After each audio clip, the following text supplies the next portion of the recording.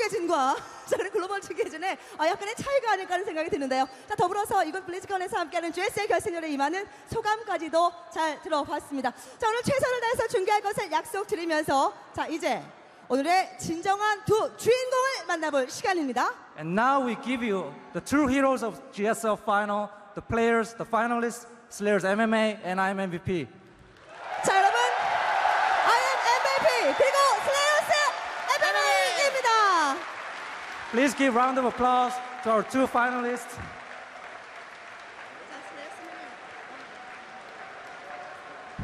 안녕하세요. I am MVP 정종현입니다. 안녕하세요. 슬레이어스 문성원입니다. 2회 연속 결승에 오르게 돼서 너무 기쁘고 너무 행복해요. 말로 표현할 수 없을 정도로 흥분했습니다. 3회 우승자고 회단 중에 지금 가장 최강의 포스를 뿜고 있기 때문에 긴장되지만 정종현이라고 생각 안 하고 하려고요. 문성원 선수가 되게 잘하시는 선수긴 한데 그래도 제가 일단 결승 경험이 더 많기 때문에 왠지 제가 우승할 것 같아요. 다음에 밥 먹을 때 약을 타야 될 것 같아요. 성원이 형, 내 자리 넘볼 생각하지 마요. 블리즈컨에서 팬분들이 굉장히 많으실 거기 때문에 우승하면 아마 자동으로 세레모니가 나오지 않을까라는 생각을 하고 있어요. 일단 지금 영어 공부를 열심히 하고 있거든요. 그래서 이기게 되면은 아마 영어로 인터뷰를 하고 싶어요. 첫 번째 나갔을 때 되게 환호 많이 해주셔서 이번 두 번째 나가는 것도 굉장히 기대하고 있는데 그 기대에 부응할 수 있도록 아주 멋지고 재밌는 경기 많이 보여드리겠습니다. 결승전 많이 기대해 주시고 기대한 만큼 열심히 준비해서 좋은 경기 보여드릴 수 있도록 하겠습니다. 응원해 주세요. 성원이 형 미국도 오셨는데 관광 많이 하다 가셨으면 좋겠어요. 종현아, 나는 너보다 지금 미국을 많이 갔다 와서 더 이상 관광할 게 없는 것 같아. 아마 네가 관광해야 될 것 같아. Two men who will be challenging for the ultimate victory. I am MVP versus Slayer MMA. The two finalists are now revealed.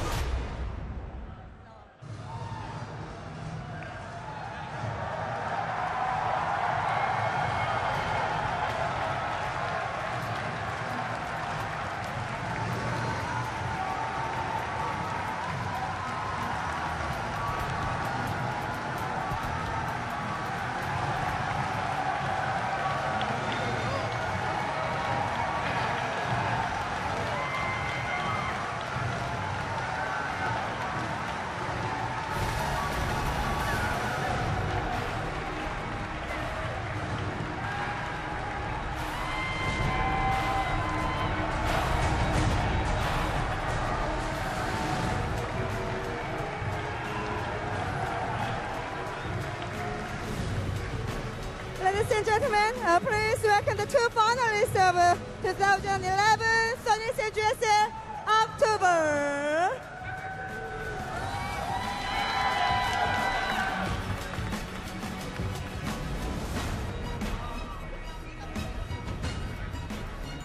So, ladies and gentlemen, Slayers MMA and I am MVP.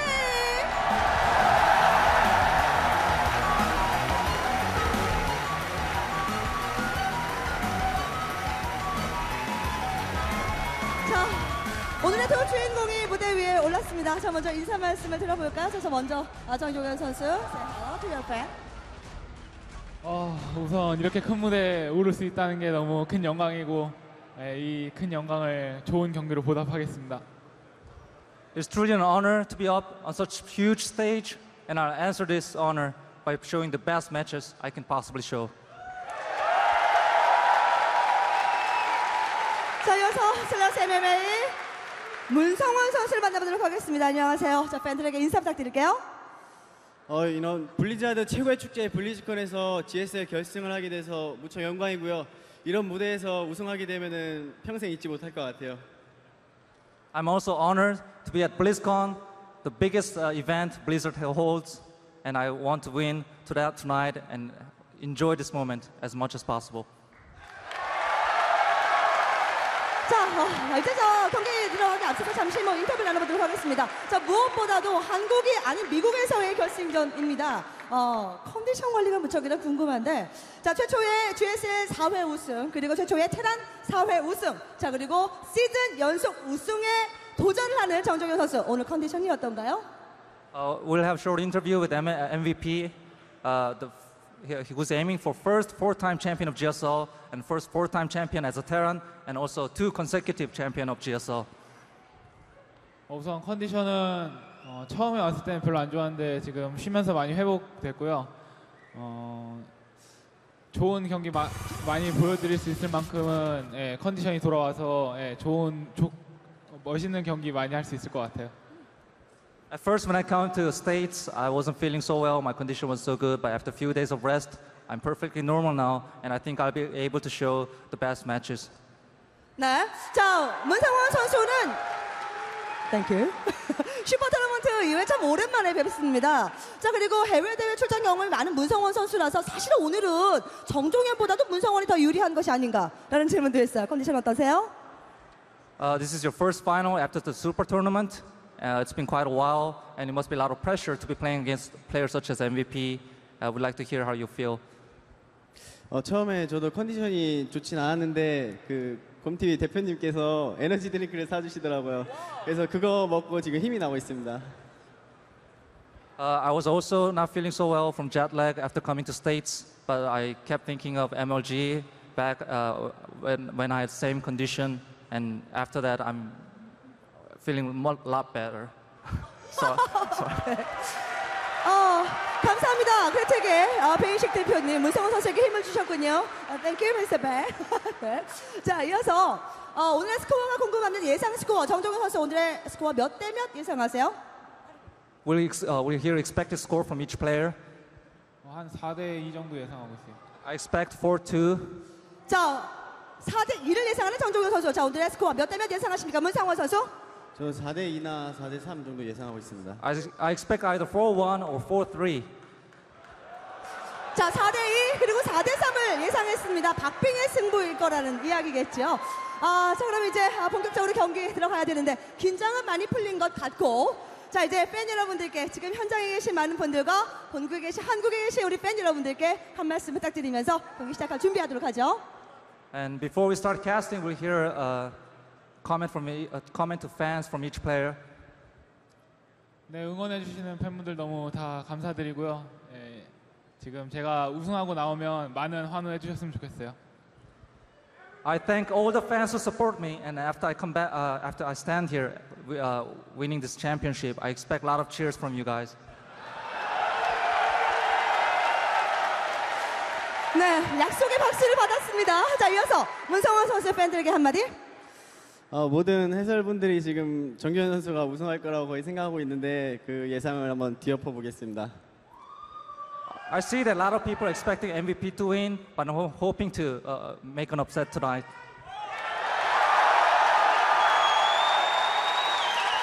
자, 엄밀히 말하자면 모든 해설은 아닙니다. 자, 글로벌 해설진들이 약간 우세하다 정도로 이야기를 했었고요. 자, 한국 해설들은 아직까지 언급이 없었습니다. 자, 문성원 선수와 정종현 선수가 최고의 경기를 펼칠 수 있도록 여러분 뜨거운 박수 부탁드립니다. Please give a round of applause to our finalists. 자, 이제 두 선수 선수석으로 이동하도록 하겠습니다. The players will be moving to their booth. You're about to see the games.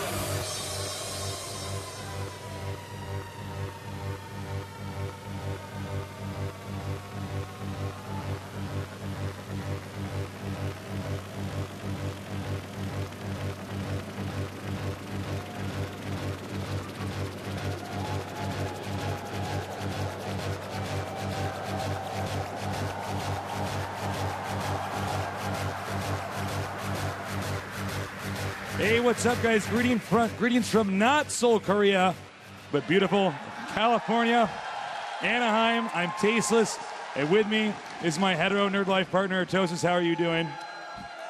Have you seen this crowd? This How do you is think I'm doing? actually insane. Oh, there my are God. so many of you nerds in this audience right now. Proud too. Now, before we get started, I just want to inform you guys that I know it's really packed in here, and if obviously if there's a fire, we're all going to die. So if you need to get more room, this is going to be broadcasted on that stage over there as well. I think it's Hall D. Yeah.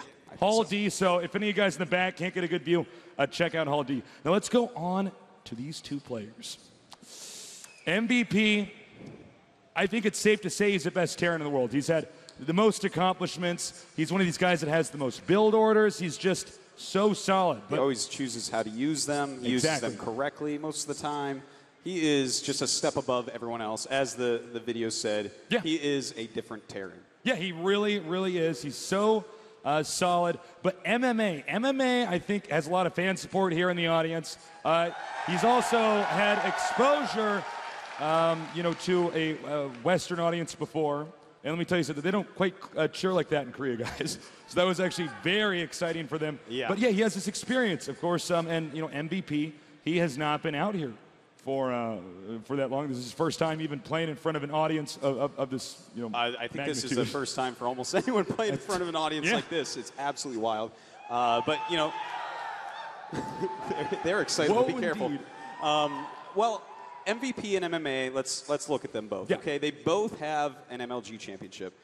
They've both been to the finals of GSL, but MMA lost to Polt, and MVP won 3 of them. I mean, he just cleans people up. He never loses Terran versus Terran. MMA, he went through some sick Terrans to get here and in previous seasons. But MVP seems to be unbeatable in the matchup. Yeah, I think you're completely correct. And it's going to be interesting to see, especially, for instance, for Game 1, how is this actually going to pan out? Because, again, with MVP, he always picks the right build right away. And that's a big factor, going into this. If he gets on a good head start, it's going to be pretty tough for MMA to come up with the right builds to respond to that. It is, man. I mean, he's going to choose all the right strategies. He sets them at just the right times, too. Like, he will decide, okay, you're probably going to go command center first, and then he'll proxy barracks, and somehow he's always right. Yeah, exactly. All right, we're going to take a look at our first player, MVP. He is so solid, so scary, and there he is now. Anybody here excited to see MVP? It's funny, those boots are so soundproof, I think he has no idea. People are cheering for him right now. No clue whatsoever. Again, we call him the Game Genie Terran because he just doesn't seem to lose. It's like he's got all the cheat codes going for him. I know. It's like he has map hacks and macro hacks and everything else tasteless. Handsome hacks. Did you see that guy? He's got the handsome hacks for sure. And those are broken, man. And this weekend's very special for him because he might win $100,000. Yeah, that's a lot of money. Also, we could take a look at our other player, MMA. I'd say he's the underdog, but perhaps the fan favorite here, at least from what I've got experience talking to you guys. So we're going to get a shot of MMA right now. I think you might be right, Tasteless. Seems like we have a lot of MMA fans out there. Yeah, well, I mean, I would say it's maybe like 60-40, 60% of the people I talk to, when I do get to go into the audience and see you guys, are basically supporting MMA, and that's really exciting. And by the way, guys, it's been such a treat to come out here and meet some of you guys. I know there's been moments you've seen us running back and forth, and we have to go get food or something like that. We don't have time to talk, but it is a real treat. We love you guys so much. You're so kind. You're so sweet. And thank you for supporting us. What he said. Let's take a look at the player profiles now. So we're going to put up a little bit of statistics here. As you can see, ranked first here, MVP, although I think, really Nesty and him are sort of tied. But if you look at just, if you put together all the raw data, and then you say, well, I guess he is on top. Now, MMA is ranked 14th, but let's take that with a grain of salt because MMA wasn't dominating for a little while. He's more new school compared to somebody like MVP. He's gone up and down a little bit. He really started to build his name in StarCraft 2 as he was put in the team league and started sniping all the best players in the world. Like, just knocking people like MC right out and making Slayers propel on to a victory. Yeah, it's it's going to be interesting. I think MMA doesn't quite have as many styles as MVP, but I would actually go to say that I think when he's aggressive, he's a little bit better. Now, here's our map lineup. Artosis, take it away. Wow, look at this. We have a full lineup of the maps and their win percentages on each. Well, you can see on, for instance, map number 2, Dual Site, 9-1 for MVP in TVT. That is absolutely insane. But then on the next map, we only have 66% for MVP, whereas it is going to be 80% for his opponent. And of course, on the last map, it shows us Antigua Shipyard. If we get there, it's going to be a tie because they both have never lost.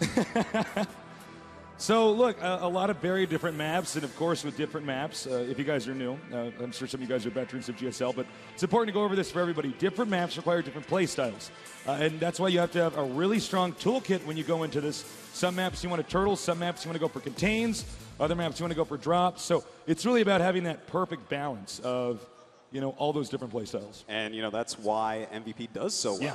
He has that perfect balance. He is the closest to a perfect Terran that we have so far.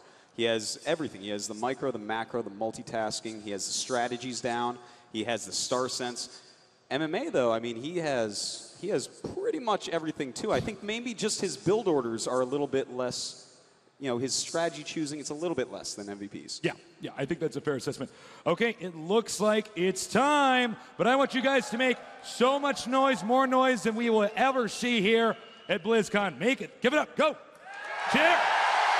More. Come on. Stand up.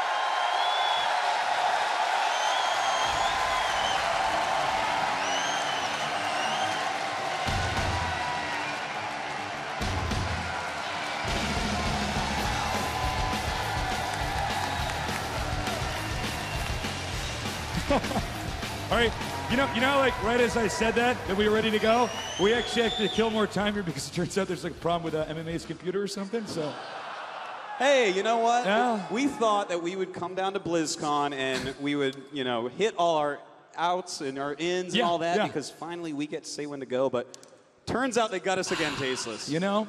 Well, look, sit tight, guys. As you guys probably know, in Korea, we're piggybacked onto the Korean broadcast. So, you know, they sort of wear the daddy pants. They're driving the show, and that's why sometimes we have these awkward moments where it's like, well, oh, I guess we're going to start now, or, you know, we start talking about Pirate Bird or something like that. You know, we have to kill time, basically. So when this issue gets resolved, we will be sure to start this game. What is our first map? It is Daybreak. It is Daybreak. Daybreak Tasteless. is an interesting map. It's one of our newer maps. So it should be a lot of fun. You know what? I would give anything to see another map on Daybreak like we saw MVP against Top. Did any of you watch MVP against Top in that GSL Finals? Oh, yeah. Just a few? That's it? Okay. Anyways, let me tell you about it because it was sick. We had such a perfect game. It went down to like battle cruisers and nukes and point defense drones and just everything that's cool in the world. Oh, no, it was just absolutely unbelievable. And you know what's interesting about Terran versus Terran at this point in time is that we really understand how that matchup works, down to the T. We see how it, you know, going at Marine Marauder, excuse me, it's a great strategy. But at the same time, does it really invest well into the late game? Well, no, not exactly. You've been spending all this money on a bunch of units that basically die very quickly to siege tanks, assuming they're in siege mode and in good position. The siege tank is the ultimate unit, but of course, if you go for siege tanks, you're going to be less mobile early on. You really have to max out off of 3 bases, which gives the Marine Marauder player a lot of time to take the map. Now, that's what MMA likes to do, but MVP, for the most part, stays on his siege tanks, his Hellions, his Vikings, and plays for that slower game. But he has to play perfectly, or MMA will just tromp all over him. Now, what do you think going into this game?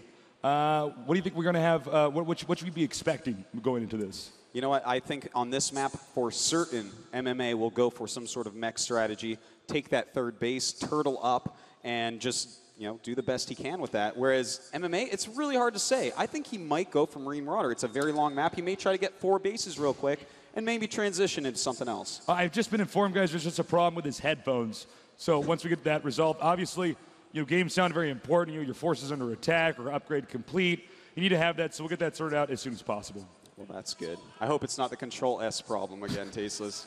You guys know about this, right? When sometimes we're in a game, and in StarCraft, well, obviously, as we said, game sound's important. Sometimes the sound just goes out for the players, and the players in there going, oh my God, and you pauses the game, and we have the rep in there, but he just hit Control S and turned the sound off. This actually happens Hey, it's a all the time. high-stress situation, It is. man. I could see myself doing the same thing. Absolutely. See a little shot here, looking at their game screen. It's all in Korean because they're from Korea. Yeah, they're not playing on the English client. Of course, it's so important. You know, you have to play on the client that's in your own language. And or you get nuked like Artosis on the ladder in Korea. Oh, no, that's happened to me. It says know, you're man. about to be nuked, but I'm on the Korean server, and I'm like, dum-dum-dum-dum. Then a nuke comes, and I'm like, oh, my God. All right, so when we do get that resolved, and it should be pretty quick. I can't imagine a sound problem is really that hard to solve. So I have a question. I actually want to interact with the audience a little bit. How many of you guys, when you watch the GSL, assuming you do watch the GSL, how many of you guys watch the VODs? Cheers. Okay. Now, how many of you guys actually are hardcore, stay up all night, watch it live, screw up your sleep cycle? Oh, my God. Show up late for work, you missed your classes. No homework is done. That guy does. Wow. We are sorry, guys. Yeah, I'm so sorry about that, guys. But it is kind of fun. Well, you know, it's been a lot of fun. We've been at, GSL for over a year now? Yeah, it's been over a year, man. And we've been living in Korea. Been in Korea for about 4 years. You're about 3.5 now. We love it. If you ever get the chance, please go check out Korea. It's a great country. Seoul is an amazing city. I don't know if has anybody here ever been to Korea? Yeah, it's a lot of fun. It's got a great nightlife. They love video games. Yeah, and it's got the GSL. It's got the GSL. You come to our studio. It's free. So definitely check that out. Again, we're still waiting here. MMA's headphones, or if it's a sound card issue, it should be resolved pretty soon. But yeah, definitely come down and check us out in Korea. That is right. Well, Tasteless, you know, we're trying to buy time as best we can. I know. And I think we're doing a pretty good job. Yeah, we're trying. Yeah, we're hanging in there. It's going all right, you know. Well, soon enough, it's going to get fixed, and I think this is going to be a really exciting situation. You know, what's interesting about MVP is he, you know, as good as he is with mech and as good as he is with Marine Marauder, I sometimes feel like his best play that I see is that middle of the road Marines and siege tanks. You know what I'm talking about? I wonder if we're going to see that on this map. You know, it's definitely a possibility. We definitely could, man. I mean, if you are opening up with a barracks build and your opponent is as well, that will always go straight into Marine siege tank. You can't go Marine Marauder against Marine, so you go siege tanks. And, well, if you go just pure Marines, then, well, he has siege tanks and you die. Yeah, exactly. So we definitely could see something like that. But if one of them opens with barracks play and the other one opens with mech, then we'll probably see Marine Marauder so that Hellions don't own up everything into siege tank. Yeah, I mean, there's just so many ways we can open up this game and approach the situation on this map. We have a wave starting in the audience right now. This is getting a lot of fun back there. You guys are They so stop funny, as right? soon as we point it out. The wave dies the moment we point it out. And again, Almost, guys, just so you know, Keep working on Hall D is open, so if you're packed or you can't get a good shot, you're like stuck in a corner, like down there or Not down a there. single nerd's going to get up Tasteless. Yeah, maybe not. But just say there's you no know. substitute for seeing MVP and Tasteless with your own eyes. All right, so we're still waiting on an update here, guys, but it should be going pretty soon. And I want to know, how many of you guys are rooting for MVP right now? Hey, you don't have to cheer. You don't have to cheer if you're not rooting for MVP. You're really rooting for MMA. So really, that's the amount of people rooting for MVP here? Is that accurate? Somebody in the audience is nodding. This guy knows. He's like, yes. He's like, yes, Tasteless, it is.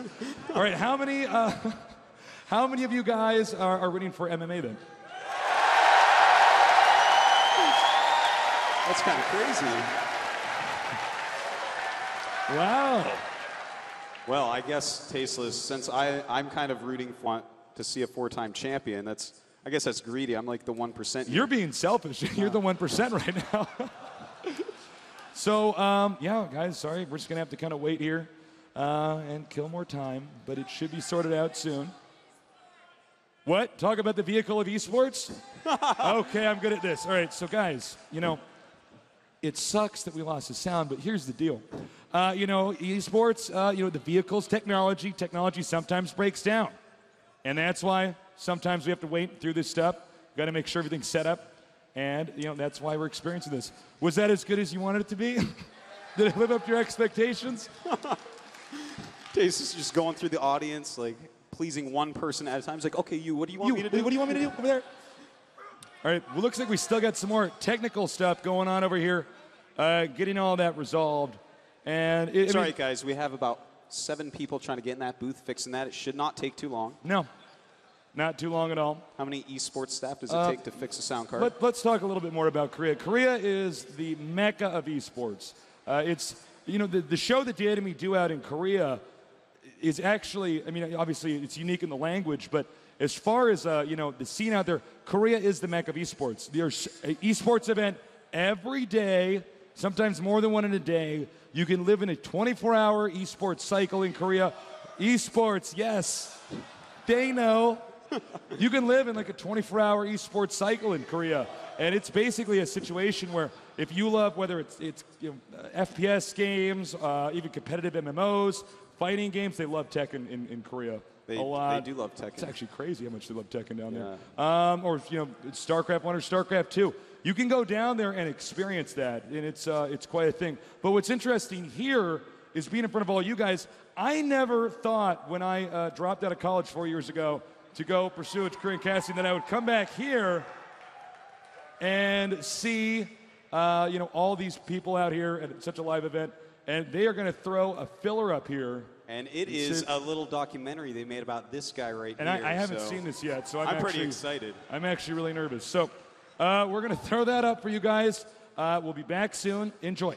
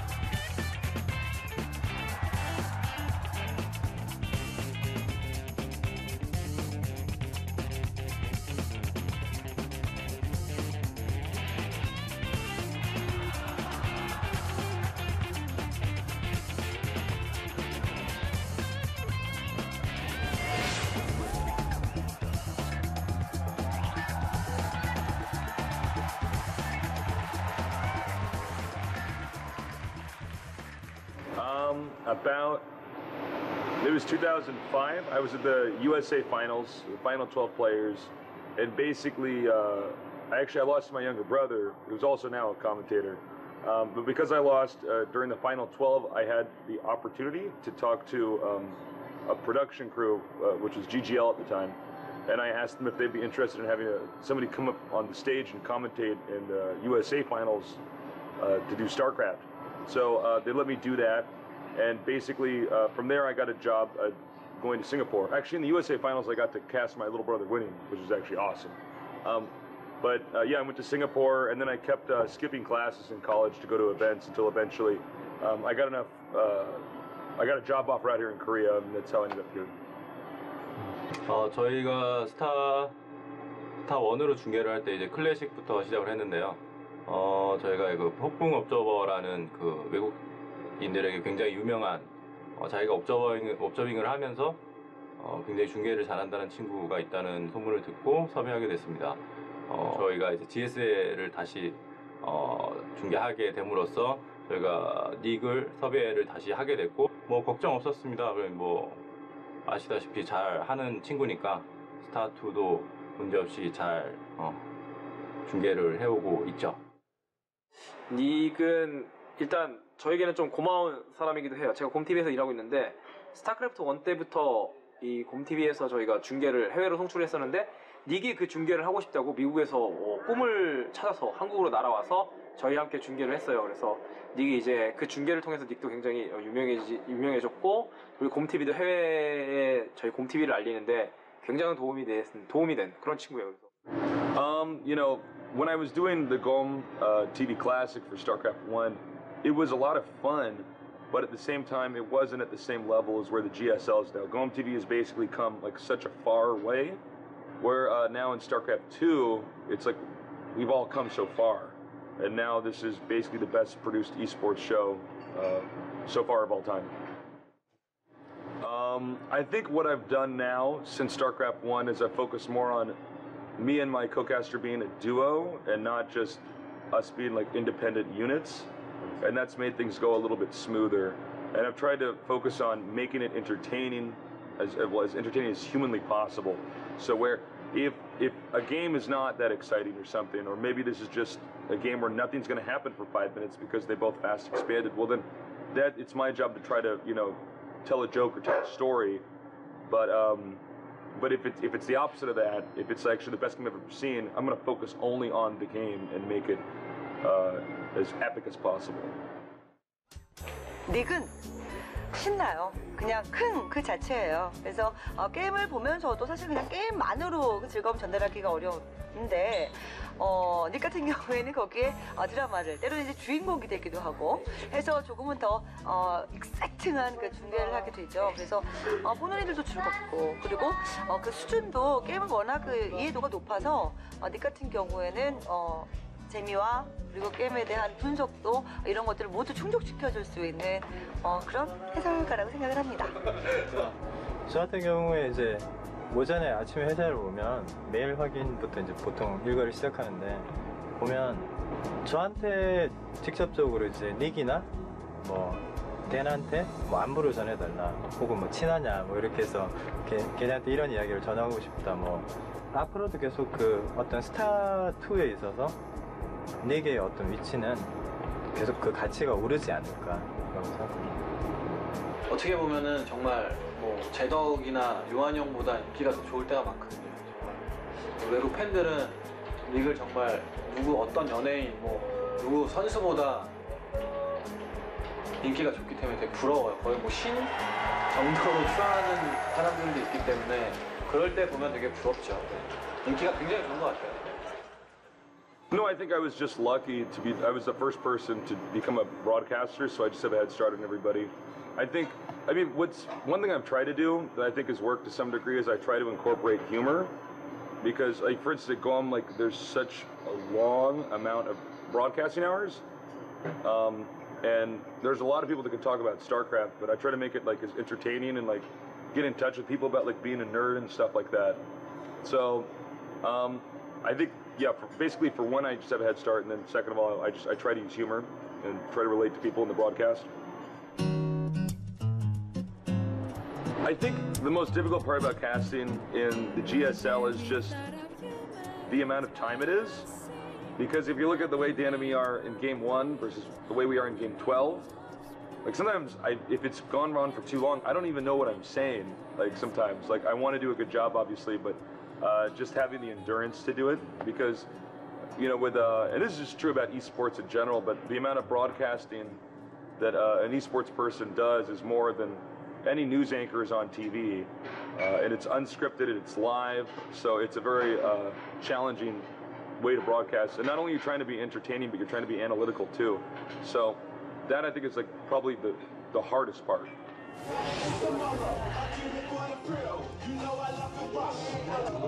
This is the hot water that I use to try not to lose my voice. And this is my thermos. And this is actually the most dangerous part of my job, because sometimes I'm not paying attention, the hot water spills over, and I burn my hand. I do this every break.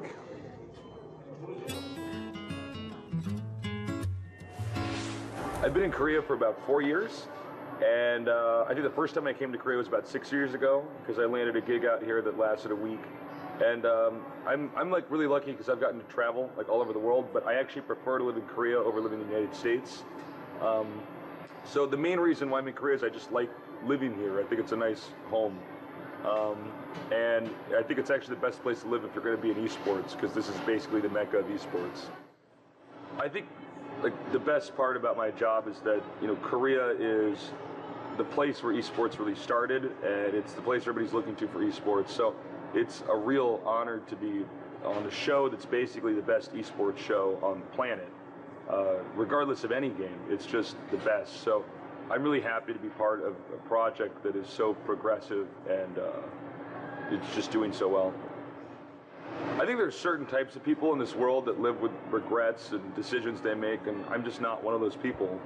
I don't think I could actually get where I am and do what I'm doing now if I was somebody who actually looked back on myself and thought, oh, I should have done this differently or that. I mean, you can't actually change decisions after you've made them, so I have no regrets. I actually don't have any regrets in my life. I'm really happy with what I've done, and I look forward to what I'm going to do in the future.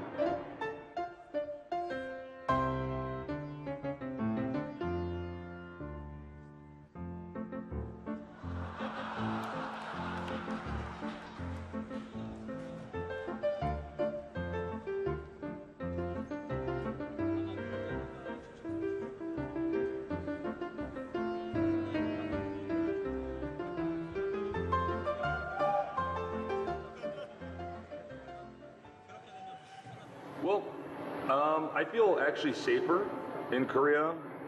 There's no guns or anything like that here. I think the healthcare system's better here. And I mean, it's not that the United States is a bad place or anything like that, but I prefer to live here. I like the culture a lot. I like the food a lot. And it's just, overall, it's a better place for me. I feel like I belong here more. 쾌활하게 사는 이미지가 있어요. 그리고 되게 한국 문화에 대해서 배우려고 노력하는 측면이 되게 예뻐 보일 때가 있었는데 그 친구가 막 마늘, 된장 이런 거 되게 쌈장 이런 거 되게 좋아하고요. 삼겹살 맨날 사달라고 이런 얘기했던 예쁜 친구입니다. You should try kimchi. Most people, most Americans don't like kimchi, but if you just get used to the flavor of it, it's actually really good. You should, if you're drinking, you should try somek. That's where you mix soju and beer together. It's pretty good. I think that's. I'm an alcoholic. Like. Can you say some things you know in Korean? 한국말 조금 알아요. 맥주 좀 주세요. 이름이 뭐예요? Nick. Yeah. 몇 살이에요? I am 27. In Korea. 죄송한데 한국말 잘 못해요. 죄송합니다. This thing right here? 떡볶이 하나 주세요. Yeah.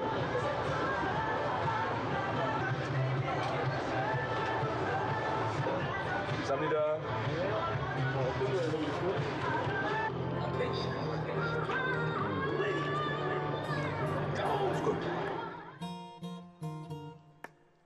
When I first came to Korea, I lived in a place called Gangnam, but I always found myself drawn to Hongdae. It's kind of like an art district, and there's lots of live music out here. It's kind of like a college town. But I told myself I wasn't allowed to move into Hongdae until I had a broadcasting job in StarCraft 2. And so once I got the deal with Gom to do StarCraft 2, I basically allowed myself to move out here. I love it out here. There's lots of live music, there's lots of art museums and stuff like that, and I just feel like it's a good place for me.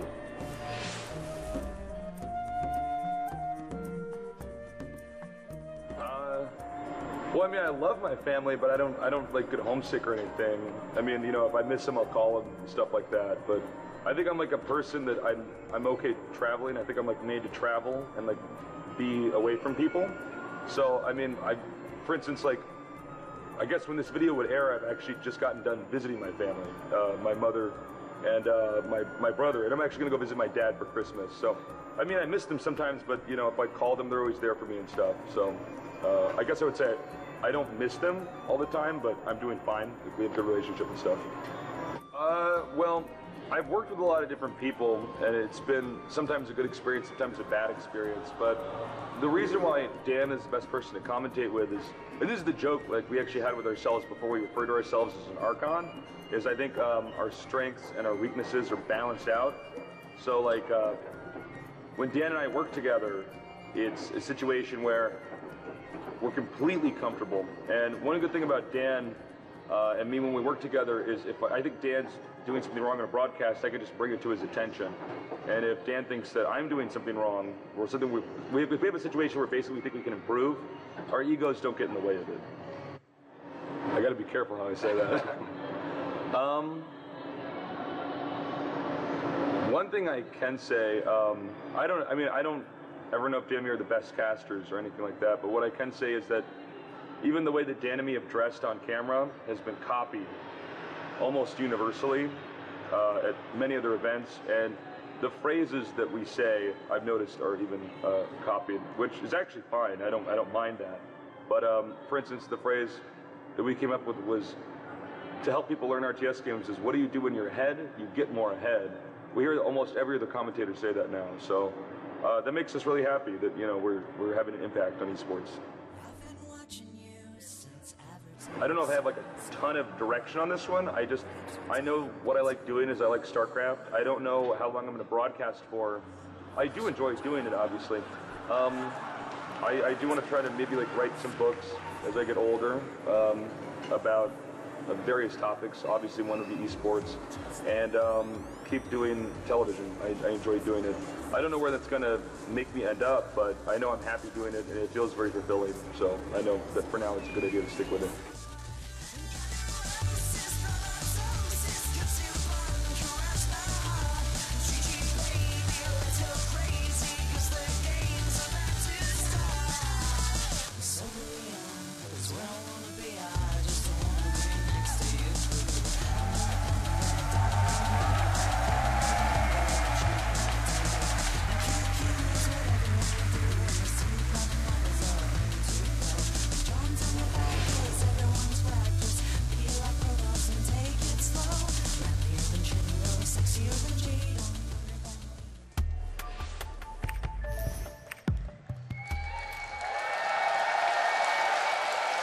All right, we are back, and I am so embarrassed right now. Thank you for sitting through that. That was wonderful, Tasteless, and I have to say, I at least think you're a demigod. Thank you, Artosis. Okay, now, unless I'm mistaken, we are ready to go. So, remember that thing that we sort of bungled last time? Guys, make some noise. Make more noise than we even heard last time when we got that great panning shot before we start this game.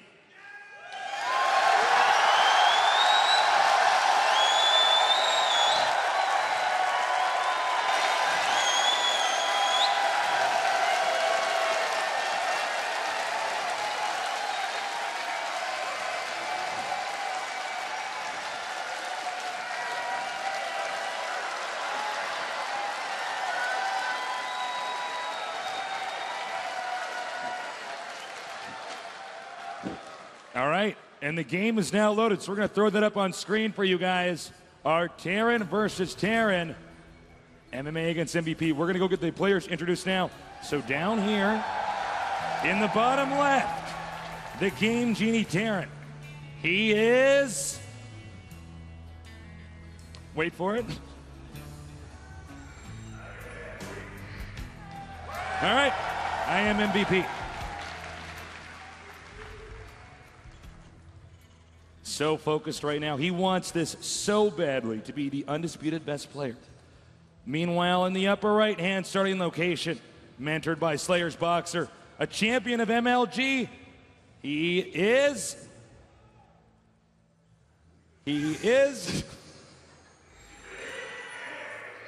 All right. Introing the names is bumpy no matter where you are. No, man, it does not matter.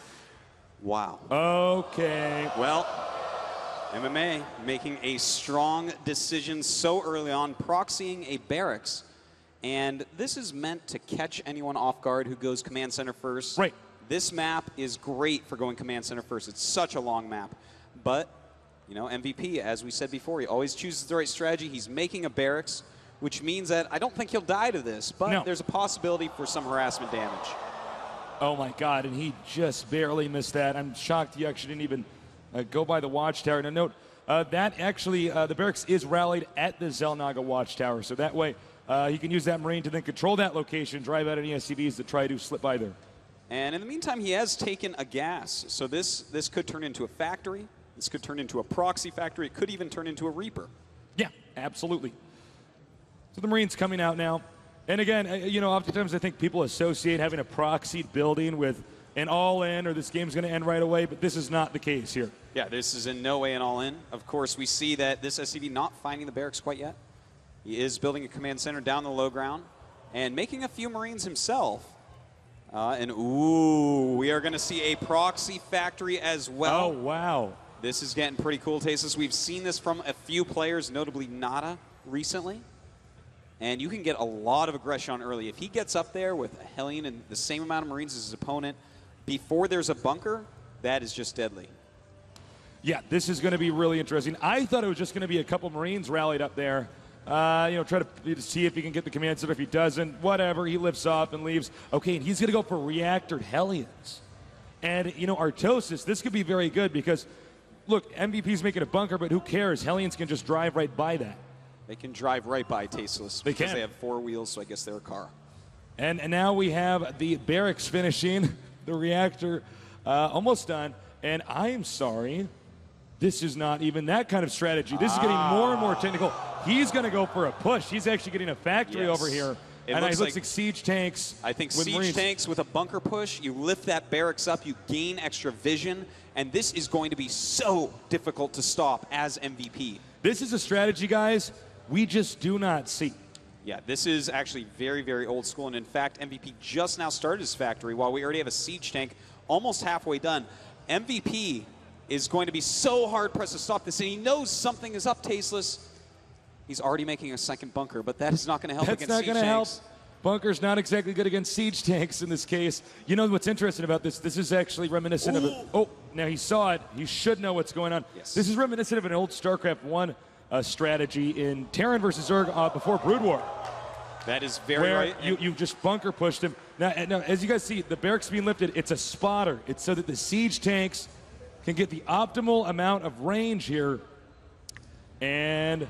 oh, man. Already pressuring that bunker. MVP starting to repair, knowing that he cannot stop the siege tank, but he has to buy time. And a lot of people don't really acknowledge the rate at which damage is dealt here on these players. He's going to go go for for that siege tank. He wants to target on that siege tank. If he can kill off one siege tank, this rush will be almost stopped, but cannot do it. MMA pulls back in plenty of time. And that is a lot of SCVs to have not had mining.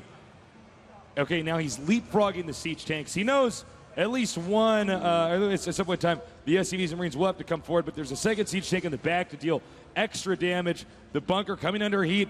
Here we go. Sending a lot of SCVs realizing, uh-oh, that is a bad idea. And wow, MMA doing a ton of damage to MVP. The command center's being relocated. MVP knows he's up against the ropes right now. And this is going to be a pretty difficult situation to get out of. As the bunker is taking so much damage. Don't forget those SCVs. They're going to be hit with splash damage too. Uh-oh, he's breached his opponent's base. And this is really bad. We have 44 supply to 29. Almost no units out for MVPs. Desperately, he does have siege mode, so losing that is the tech lab. Man. If he gets the tech lab, it's no siege tanks, and that's ultimately checkmate. Indeed it is. We have so many Marines up there. He's even landed the spotter barracks to make more and more Marines.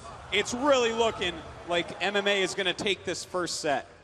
Starport coming in here now as we have buildings being pushed farther and farther back. I honestly, guys, just do not see anybody recovering from this. It is 51 supply to 27. That is almost 2 times as much. He's got siege tanks in the base, making all sorts of buildings lift off. He has to rebuild the add-ons. It takes a long time. As you saw there, he's already lost a lot of SCVs. Oh, man, this is just... MVP's going to have to GG here. Yeah, I don't know what to say. I mean, the orbital is getting hit here. The orbital is, he's actually going to have to use some of his SCVs to repair the orbital. He's already low on SCVs. There's a Viking out now. Does anybody care? No, nobody really cares that there's a Viking out now because there's siege tanks hitting the orbital. And even now, the starport getting hit. Meanwhile, MMA coming up with his own Vikings. I don't expect this to last that much longer. Well, you know, MVP knows his only chance here is to get out a few Vikings, kill off any spotting barracks, but it looks like MMA is not going to give him time. He's going to come over here, kill some depots, kill the gas, and MVP is not going to be able to stay alive long enough to outrange his opponent with siege tanks and Vikings. The siege tanks hitting the orbital now. It's still going on. He has about half his SCVs, actually more than half repairing, and he's going in for the kill move now. The supply of MVP is absolutely plummeting, landing those Vikings, but against siege tanks, they will do no good at all. And that is it, GG. I have to ask myself if we are starting to see the beginning of a comeback. Unbelievable. Wow. Wow. The beginning of an upset could be occurring here. He won one game. He's got the momentum. You see MVP actually looks startled there. That is not how he normally looks after a game in the GSL finals. Normally he's like this, he's like, yeah, I'm going to buy stuff. I have so much money. Like, yeah. But in this case, no. No, that time he got completely on. That build was very solid. It was extremely good against what MVP did. We need to join this game. I don't know what the next strategy is going to be, but let's face it, that was a very well chosen strategy there from MMA, and it was one that I wouldn't have expected to work on MVP. MVP is supposed to be the guy who's coming in here with the best build. Usually it's him messing it up, but I rarely ever say this guy picked a better build than his opponent. Really impressive. That's very true, Tasteless. I mean, he looked good. He picked the right build, and normally that is what happens on the other side. So yeah, congrats to MMA taking that first win. That is such an important win. Yeah. It is pretty impressive. So going into this next map, our map is going to be dual site. What do you expect to see here, Artosis? I expect to see MVP show us why he's pretty much undefeated on this map. You know, he's like 9-1 or something, if I recall correctly, and he is just so deadly here. I don't expect to see the same type of build from MMA, though. Oh, no. I would only expect that to be used once. Now, another factor here is the gold bases play such a big role in some of these sneakier strategies because the gold bases, first of all, they don't have rocks on them, and second of all, they're not in locations that you're just going to walk by. You know, it's the opposite of like Xel'Naga Caverns. So sometimes we see situations where somebody will take an early gold base. I could see that happening from either side here. It's going to be pretty interesting. Especially if we see Reapers. So we're going to go to a quick little break, and then we will be back with game number 2. So sit tight. We'll see you soon.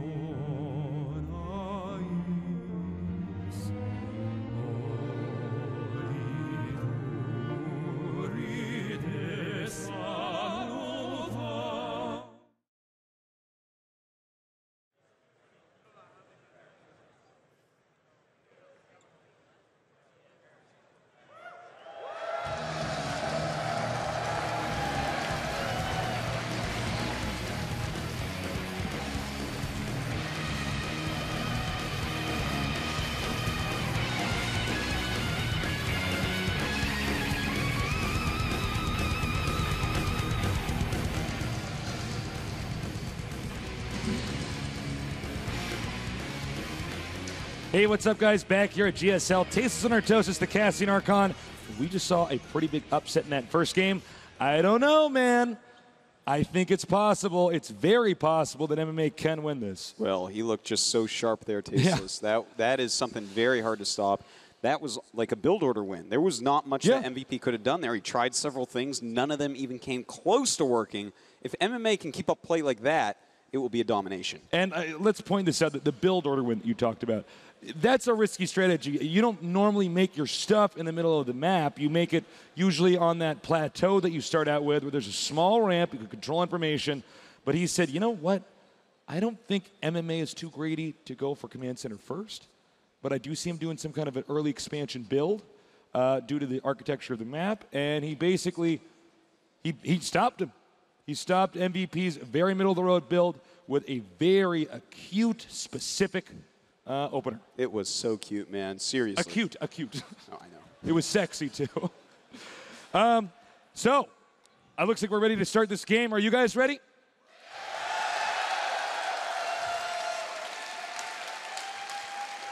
The countdown has begun, Tasteless. It's time, nerds from all over the world watching. Actually, there are nerds from all over the world down here. I met guys from Brazil, from India, people coming down here from France. It's so cool. It's so great to see all the nerds uniting. You guys should give yourselves a round of applause.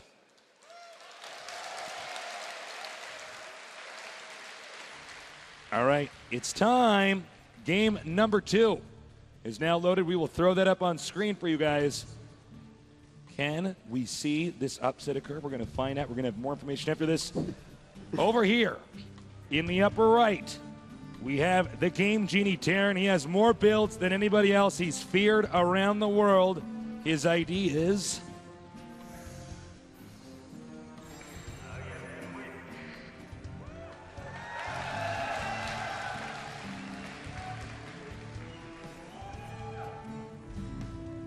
Meanwhile, bottom left starting location in this one-on-one map mentored by Slayer's Boxer. It's not his first time here in the States. He's still the underdog. His ID is...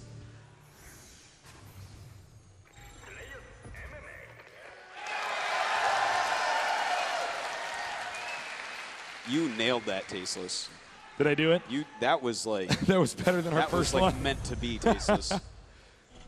All right, so it looks like MMA going to play a little bit more textbook-like. He's going to go for that barracks next to that command center in the middle of the map.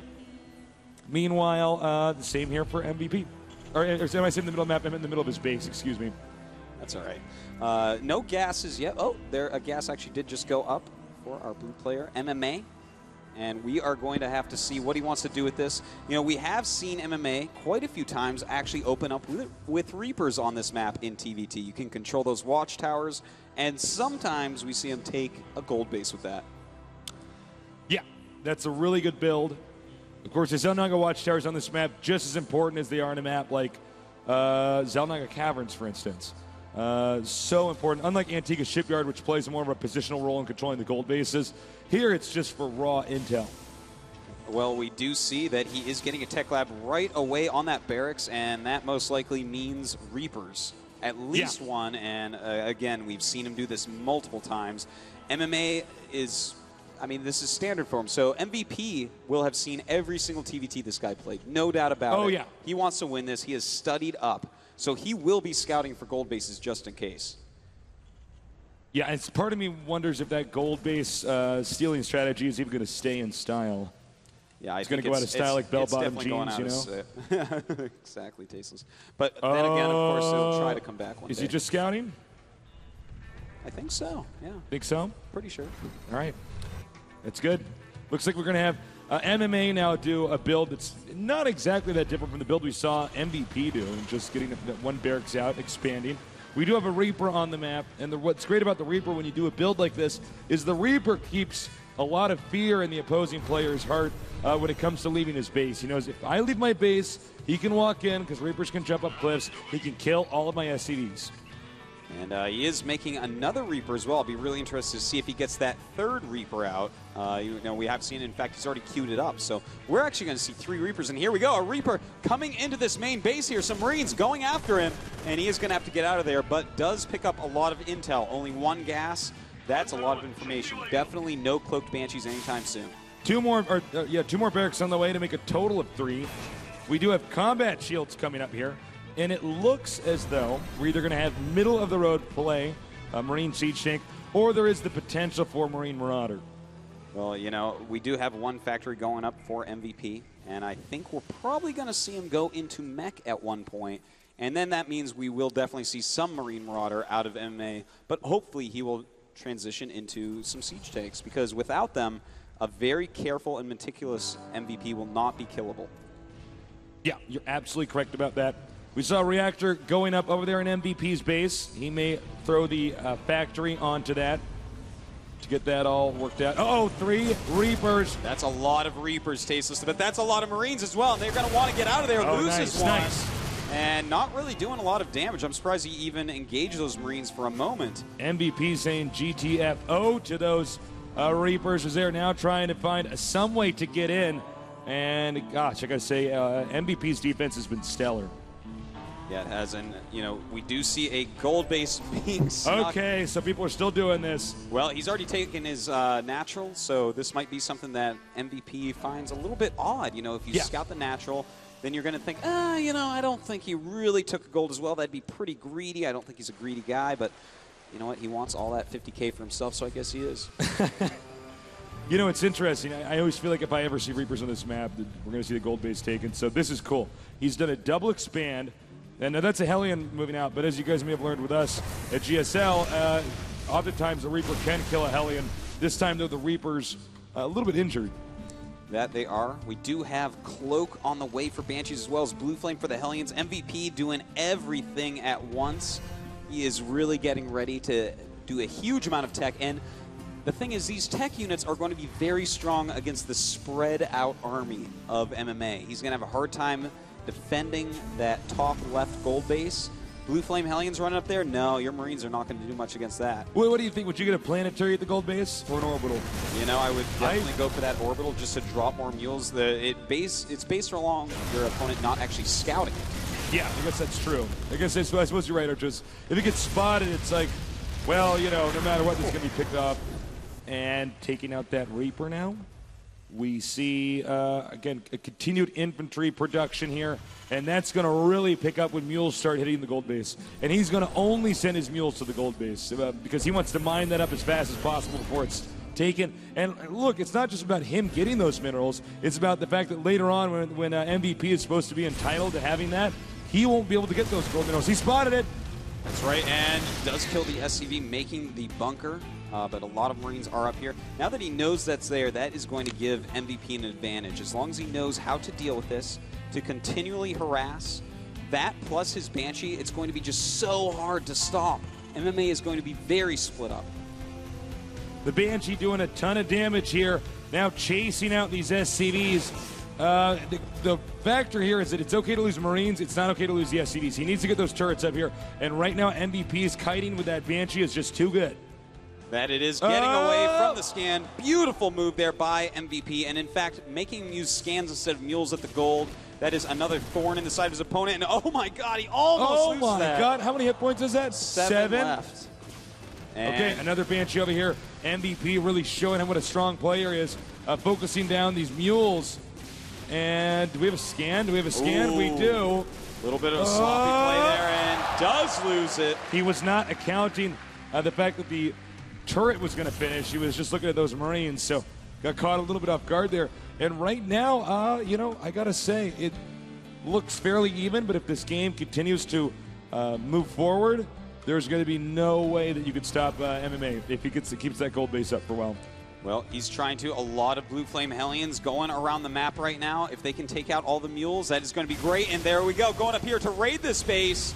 Not a lot up there, though. A single Marauder going to be pretty scary for these, and he's going to get out of there. Really not killing all that much. Very nice. The audience here cheering on for MMA as he is continuing to do what I would say is a spectacular job so far against a player who is clearly the favorite going into this. Very much so, Tasteless. Now, we do have 3 factory mech plus 1 starport with a reactor making Vikings for MVP. He's going to have to be very careful, take a slow third base, and not get out of position. So a lot of this game is going to be about his opponent trying to find him out of position. But here we go. Blue Flame Hellions against Marines and a Marauder. Stim. The Marauder. Oh, huge flank by MMA. Just cleaning up everything. Yeah. Brilliant. Now, look, he's going for mech right now, MVP is, and that's generally what we would say is the best thing to do. But for the time being, with a gold base secured and map control here for MMA, I don't know. This might be one of those moments where mech is not the right thing to go for. Oh! Beautiful move there by MMA. He is crossing every T, dotting every I, sometimes drawing a heart over that I. He's just playing beautifully. Dotting every lowercase j. He's got it all covered. Now we have siege mode on the way. And it looks like he may transition into a... oh, hold that thought. I'm sorry. We have a Banshee here. Now, he's got to be very careful because that Banshee, I mean, it could bump into a tree branch right now and die. Its hit points are so low. He's got to be really careful because that's actually one of the only things that MVP has going for him right now. I could see that happening too, Taste. It's like, ah! The leaves rustle against the front The leaves of his plane. brush on the side of the Banshee and it just plummets and crashes into the waterfall. Now, let's see here. The Marines, the Marauders, the Medevacs are controlling the map. And again, another what looks like it's going to be a failed attack here. I don't even know if he's going to kill an SCV here. No, Yeah. Another attack denied. Just spraying him down a little bit there. But, you know, the supply is still pretty close. We have a little drop going right now. Just some Marines and Marauders being dropped out. But the missile turrets, one of them at least being completed. And in comes plenty of units to clean that up. This is the first real moment where we've gotten to see MVP truly deny any aggression since that Reaper hold-off. That is right. And right now he has 10 siege tanks against just 2 of MMA. But MMA is adding another factory. He is actually going to do a transition into a lot more siege tanks, and that's going to be beautiful for him. Get map control, get a bunch of siege tanks out, and then really put it to your opponent. The Marines, the Marauders, the Siege Tanks now moving out. Again, MVP still kind of stuck in the corner of the map. MMA free to move around. It looks like MMA may try to do a timing attack here in this base in the top center, which is controlled here by MVP. And if he gets this, I don't think there's really much room to catch up. Beautiful tank siege right there. He's trying to deny just a little bit of that base without overextending.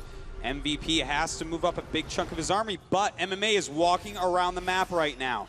These 2 siege tanks are just a lure. If he gets too out of position, this army that we see right here on screen will counterattack, and it will be really hard to stop. By the way, we're getting to the point where they're almost max right now. 166 supply here for MVP, and for MMA, 178. Well, MMA is taking that 4th base right now, continuing to produce Marines and Marauders as well as siege tanks. On the other hand, MVP, his siege tank count is getting pretty out of control. He's got to be careful, though. Doesn't want to overextend here, chasing away this army just for a moment. Yeah, you got to engage only when you know you're going to win. All right, he stims, knowing that maybe they're out of line, away from the siege tanks. But he's got to be careful, too. There's a ton of Vikings, and he could shoot down every single medevac. And that means that every time that MMA stims, he's going to be in trouble. He's already having a hard time keeping the hit points up on his Marines and Marauders. All those are pretty badly damaged. And in the meantime, a nice little siege tank attack on the side here, just trying to deny as much mining as possible. Oh, my God. We need to get a shot of the main base here. There's a massive drop going on up there. Oh, but the Vikings taking care of medevacs just so well. And without medevacs, all these units in the main will be cleaned up much, much easier. Meanwhile, MVP now moving over here saying, I know the gold base is exposed and you can't have it anymore. MVP starting to get back into this game. Things are starting to balance out. I think he might be asleep. Oh, well, this is just sad. No, let's see here. Okay, I think that account that's lagging is neither the players nor you or me. It's not. It's not, but, so it's okay. Yeah, the game was too awesome. The computer couldn't handle it. It crashed. That sometimes happens. That's pretty normal, actually. Yeah, that's the LG 3D Cinema computers. So I guess those of you who are over there, if you can hear us, which actually I guess they could because we're casting these games. Ooh, we should stand up. We're on camera. You are going to have to come over here. You can check it out in Hall D down that way, or you can come over here into where we are. We're broadcasting this from. So I think what's actually going to happen is it's just going to drop, and then we're going to go back into the game. So yeah, this don't game worry. I just want to say something before this happens. The supply right now, 171 to 171. This game is pretty close. And nobody has a gold base anymore. That's right. They both have their third natural blue bases. And are we out? Yeah, not yet. So sit tight, guys. We're sorry for the second technical delay here. But it should be sorted out pretty soon here. And I think we're getting confirmation from the players that they're going to be ready. Are you guys ready? And here we go. Right back into the game. Those siege tanks taking out the gold. Most of the minerals gone, though, so that did a lot of what it was meant to. And look at this. MMA out of position. He's got to be careful, though. MVP cannot be losing all these Hellions. He needs them to soak up damage and deal it to the Marines. And this is the fundamental problem with going Marine Marauder when you get this late in the game. Mech, once you have enough siege tanks, it deals too much damage. Another attack over here. And right now, MMA running with his tail between his legs. His MVP is starting to become just too scary. He is indeed. He's up at 187 supply against the 166 of his opponent. But the really bad thing, even though that supply difference doesn't seem so much, MVP's units are way more cost efficient, but not if they're not sieged. A beautiful catch right there, flanking with Marauders. MVP way out of position. Oh my God. The tank count getting so drastically reduced here. The Vikings are landing, but there are more Marauders over there. And here's the way it works, guys. If you lose all your siege tanks, that's different from losing all your Marines. Siege tanks, you never have as many factories as you have barracks generally. So you've lost all these units that are incremented out. So he has to start over in that sense. So that's pretty good. But at the same time, MVP still not looking afraid at all. He's going to keep moving forward. Maybe I'm wrong. I think maybe he will be able to take this. We'll see. He's in siege mode now. Well, you know, he's really the only player in the world, Tasteless, that can go mech and attack with it like this. You know, a lot of times we see players just want to wait till the max. It's a lot easier to move across that map and not lose your army. But MVP, his macro is spot on. He's still up in supply, 167 to 152, and just doing a great job of pushing MMA back. Okay, so the gold base now being taken again here by MMA, the bottom right one, as well as the center left expansion. And this is possible only because he had that gold base to begin with. He just had these extra minerals before it was lost, so he invested it wisely. Meanwhile, I think the center point here is going to be this attack that is about to occur here. Actually, like two passing ships in the night, they go by each other. Meanwhile, an attack over here at the expansion and nothing there to defend.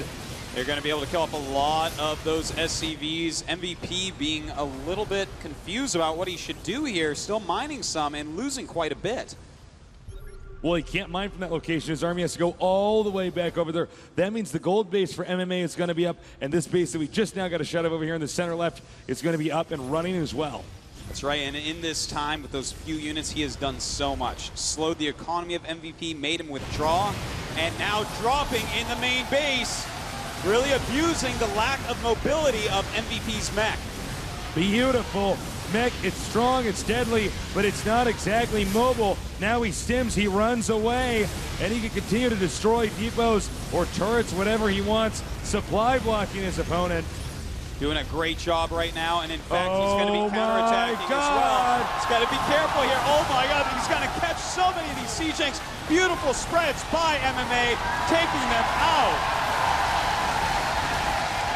And that, I think, actually might, you know, he's cut him off, essentially.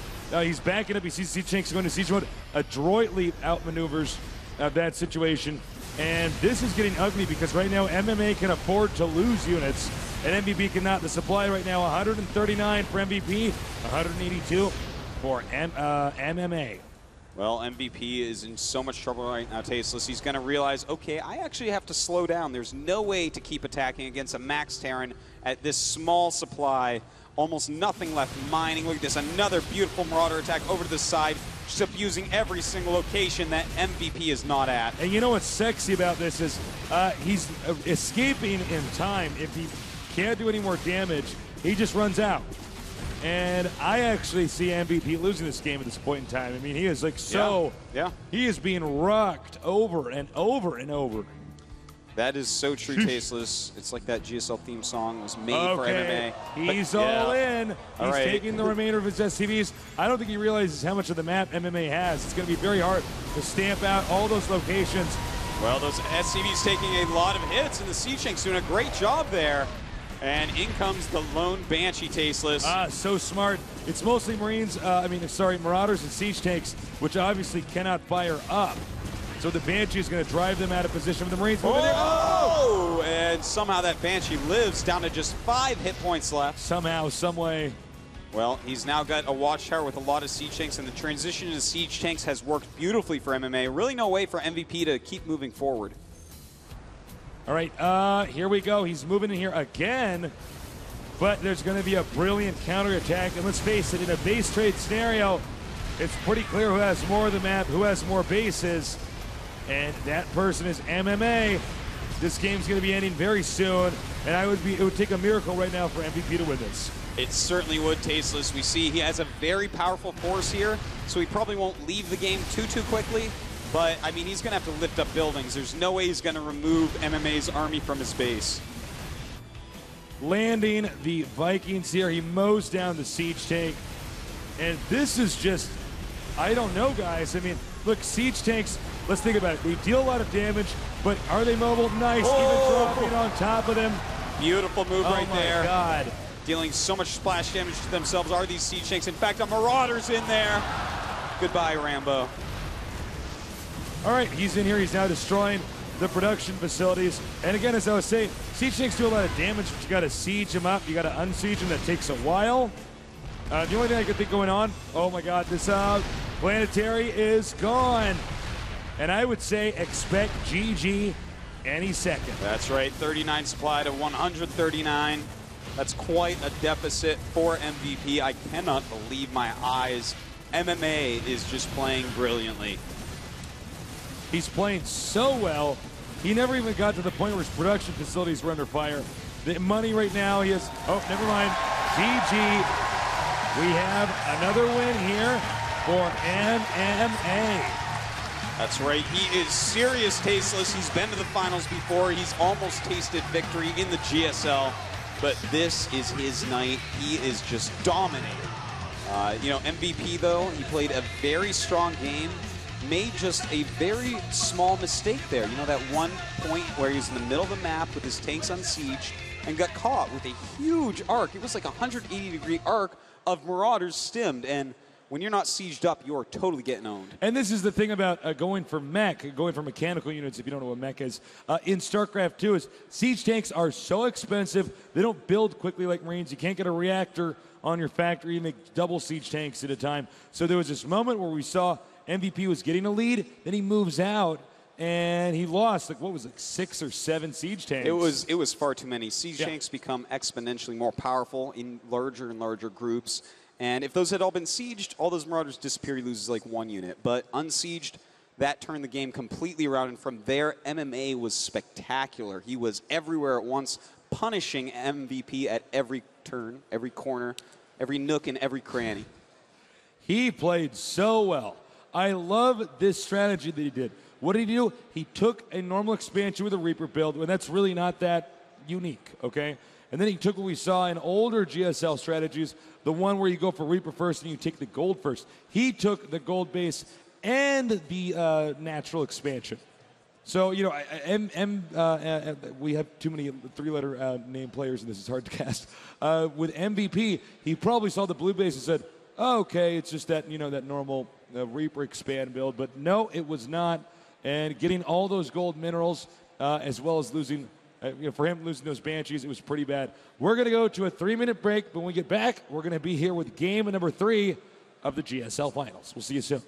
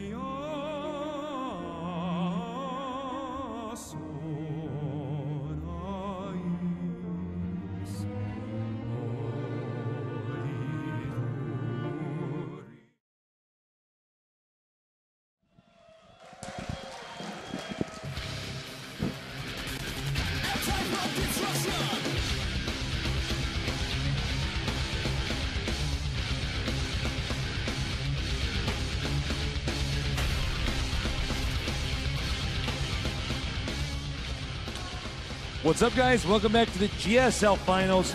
As we are seeing a very interesting story unfold, one where MMA is up 2-0. Can you believe this? He is kicking some serious ass. Yeah. Every time MVP makes a tiny mistake, whether it's the choice of his build or the movement of his siege shanks, MMA is there putting him in a chokehold. He is. And, you know, let me tell you, as somebody who, and I know you can speak from experience as well as professional gamers, that is stressful. If you're the favorite and you go into that game and you're actually like running all over the map and he's like slapping down your expansions and then you get to another base, you're like, oh God, he's got that one as well. I mean, that's a difficult situation, especially considering I'm pretty sure that MVP was very, very confident going into this. Yeah, I think you're right. MVP, I think he was very confident. I was talking to him before he went in the booth. He was smiling, he was jovial, he was happy. Yeah. No more. This is a bad day for him right now. Well, he wants to win this. I mean, winning this proves that he's basically the best player in the world right now. But, you know, if MMA wins this, you know, he's going to have to wait another day, another GSL to become the victor. Gives Nesty another chance to pass him up. Yeah, Nesty could come back. All right. So I believe both players are, in fact, ready if we look into that game. They are. So, guys, make some noise for game number 3 with MMA against MVP. By the way, this is the battle of the alphabet here, Artosis, with MMA and MVP here at GSL. I mean, at BLC. All right, a shot here of both players. And now the game is loaded, so we're going to throw that up on screen for you guys. Let's get these players introduced. In the upper right, the Game Genie Terran. Although right now it's not exactly looking like that version of Game Genie is working with this console. He's trying to make it work on his ideas. I am MVP.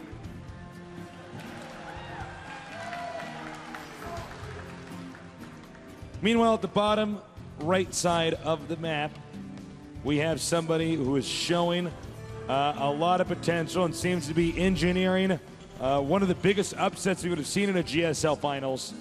Make some noise for MMA. Players MMA. I forgot because we've been doing the BlizzCon cast and I'm supposed to wait for the voice to come up. I'm like, MMA, and then MMA comes up. All right. No one's perfect, Tasteless, but if there was a perfect person, it would be you. Oh, you flatter me. But I always take those compliments.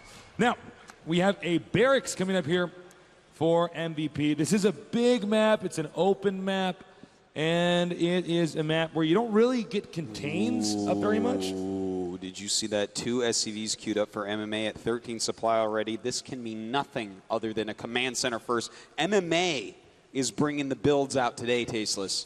Yeah, he is. This is actually a nice build because, let's face it, MVP, I guarantee you, would never double barracks rush in the middle of the map.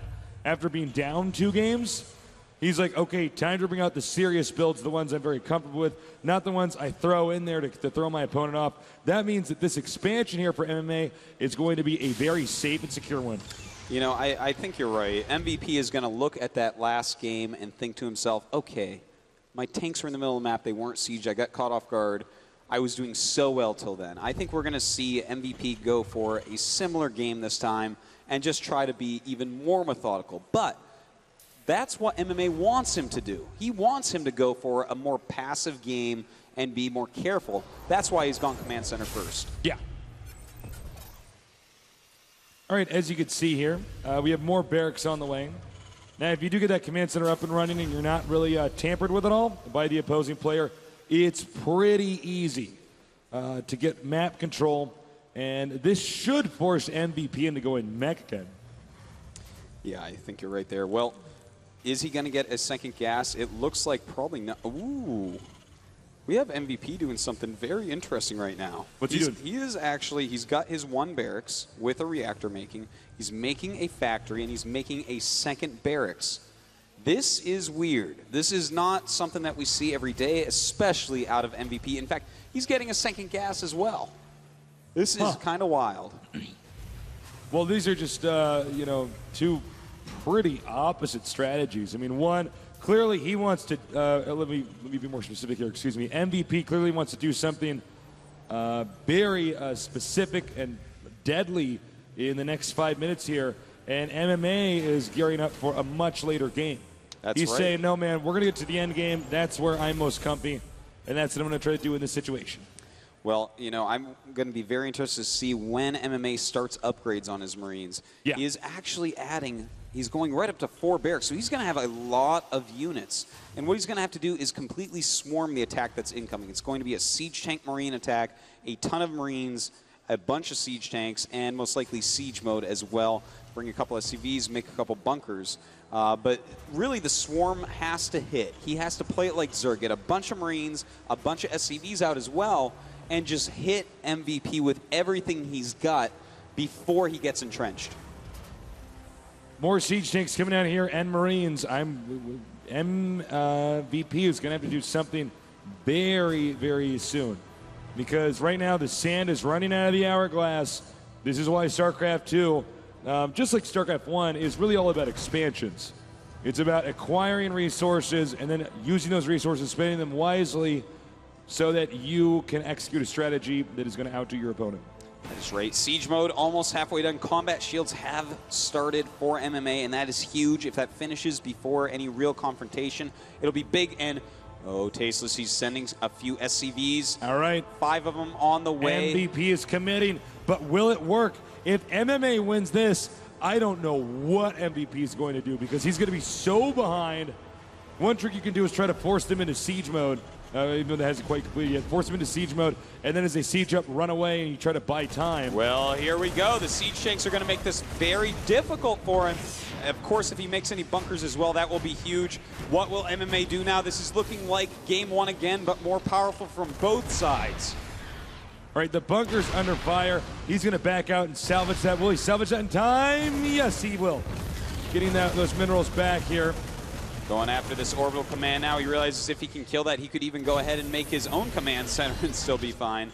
But does siege up, making some bunkers as well. Ooh, there's even Marauders out, but no stim. Combat shields are about to finish. I wonder if we're just going to see him try to swarm out right away, because once that bunker is done, Tasteless, I feel like that is the point of no return. Bunker's at half health.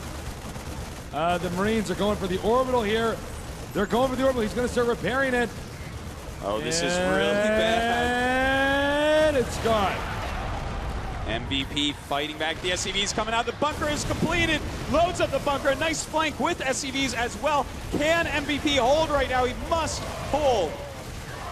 Right now, MMA in a lot of trouble. He needs to get to these siege tanks. Those are the damage dealers. The Marines are just there to absorb it. Oh, man. MVP holds it. And now the supplies. 42 against 27. Looking so good for MVP, but I don't think the game is quite over yet. Still with 4 barracks, and they're right in his base, so he can just rally out so quickly. He's going to have another shot to break this contain. The Marines are moving out now. The siege tank is coming down. And, God, I don't know. I mean, this is just... He looks pretty dead. I mean, okay. Here we go. The This is SCVs it. again. And we'll see, does he have enough? Only 2 siege tanks there. More units are on the way, picking up a lot of SCVs. So even if he breaks out of here, I don't know if that's going to be enough, but it looks like he might not be able to. 15 supply to 43, and MVP is going to come back, Tasteless. MVP just doing so well. It was a very risky strategy, but it was one that worked out beautifully. As MMA is going to have to start going with different builds. MVP, you know, he's down 2 games, but he's okay to do a somewhat of an all-in build here. Well, we have 5 supply to 46 right now, Tasteless. That's pretty one-sided. Yeah, it's pretty one-sided. Don't worry, he's still mining with the mule. All right, GG. We have MVP coming back into this. Don't count him out yet. That's right, Tasteless. He says, you know what? I can do this too. And like you said, if he had lost that game, this would be an unrecoverable series. Yeah. But he chose a very powerful all-in strategy, executed it brilliantly, and now it's 2-1. 2-0, that's scary. 2-1, very workable. Yeah, I totally agree. Well, you know, 2-0, it's like, well, I don't know if I'm ever going to beat this guy. I might just, you know, go 4-0. But now he's saying, all right, no, I can do this. That strategy was great. It's funny that we've had two fairly short Terran versus Terrans today. Normally, even statistically, it's the longest matchup. So I'm curious to see what we're going to see next from these guys. But man, they are so solid. They are that tasteless. And look, there's not a lot that MMA could do about that strategy. It's tough. I mean, you go for quick command center and they're prepared. Yeah. What are you going to do? I mean, when you only have Marines and SCVs to battle, there are so many ways that another Terran player that teched up for some attack like this can really abuse it. We saw the siege tanks are going to deal massive amounts of damage. Everything gets clumped when it's attacking forward. This is a small area. There's a ton of units. The SCVs with only 45 hit points.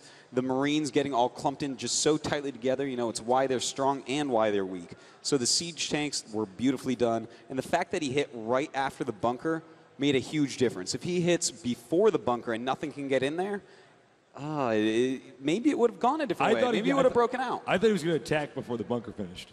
Well, that's what you want to do. That's what you want to do. But then the bunker finished, I thought, oh, God, you know, the bunker's taking so much damage. And in that moment, it's the siege tanks that have to be destroyed because, you know, when you move into a battle, your Marines and your SCVs are all clumped together. So even really good players will actually take the siege tank and right-click into the middle of a group like that and do so much damage. So it would be just terrible damage, Tasteless. Terrible, terrible damage. So we're going to see what's going to happen shortly here.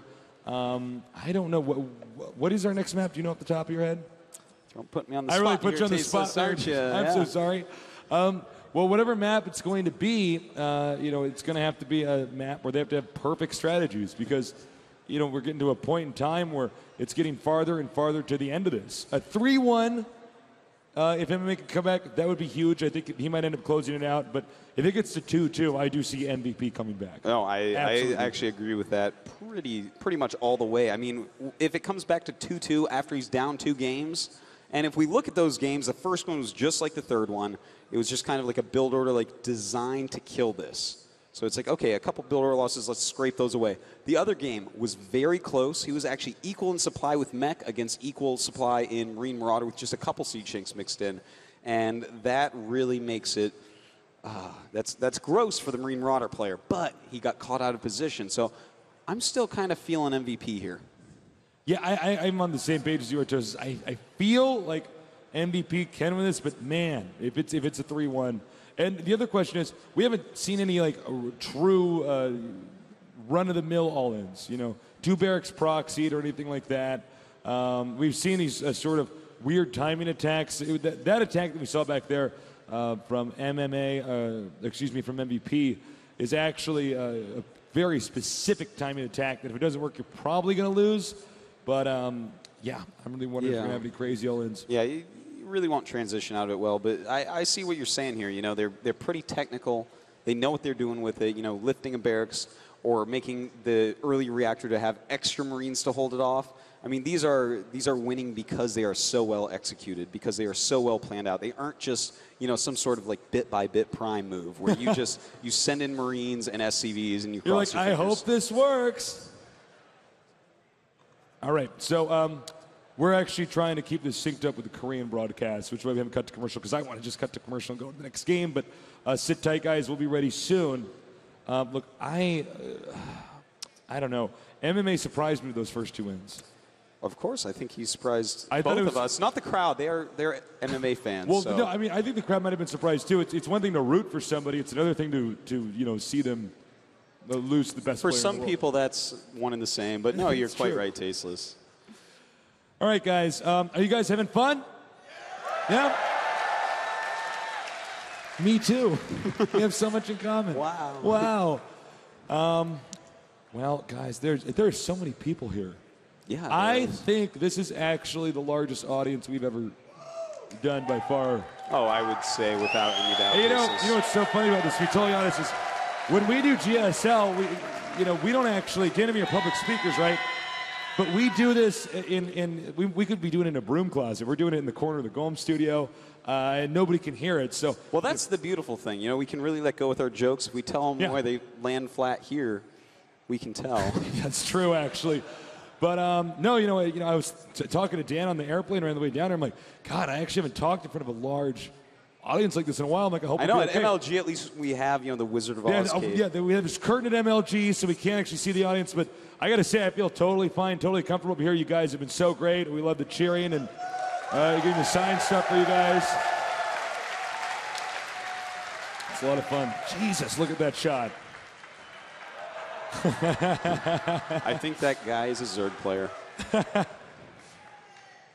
Oh, man. Yeah. Yeah. Be fun. So this is going to be a lot of fun. When we go into game number 4, I think we're going to get it started up right away. And I think game number 4 is going to be, again, another very, very deciding moment right now.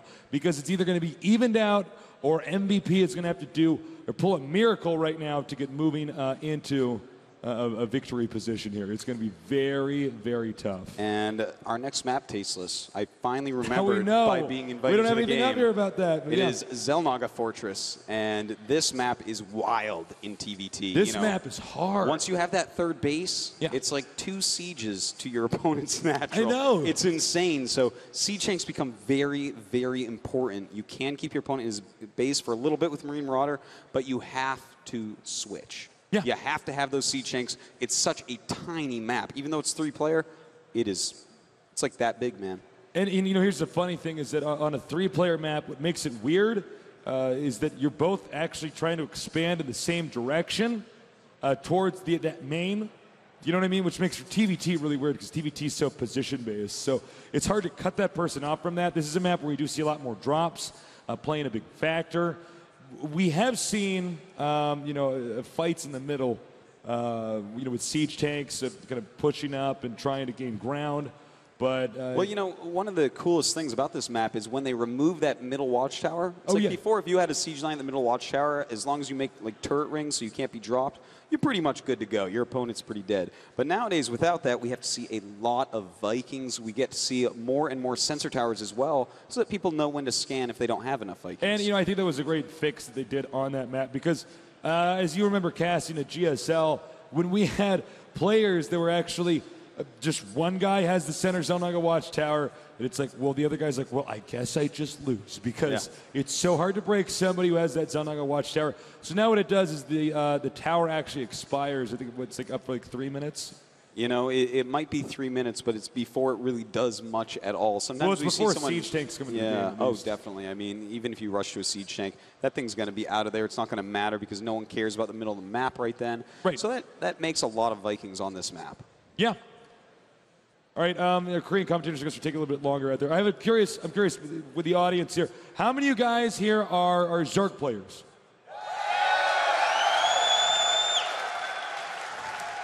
Doesn't seem like that many, actually. I thought it'd be more. All right, what about Protoss, like Artosis and myself?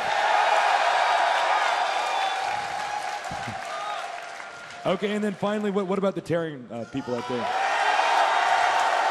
I was going to... There are people booing like, no, shut up. I was going to say, all right, get them, but Get 'em, actually, guys. it seems like there's more Terran than the other two put together. And don't forget they have the Marauder.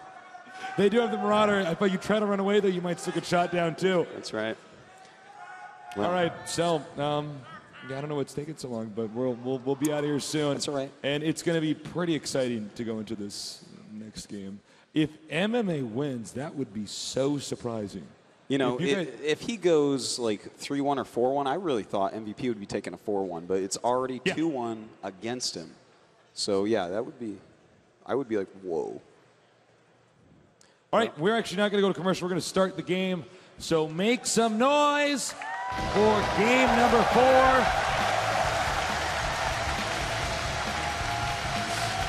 With MVP against MMA.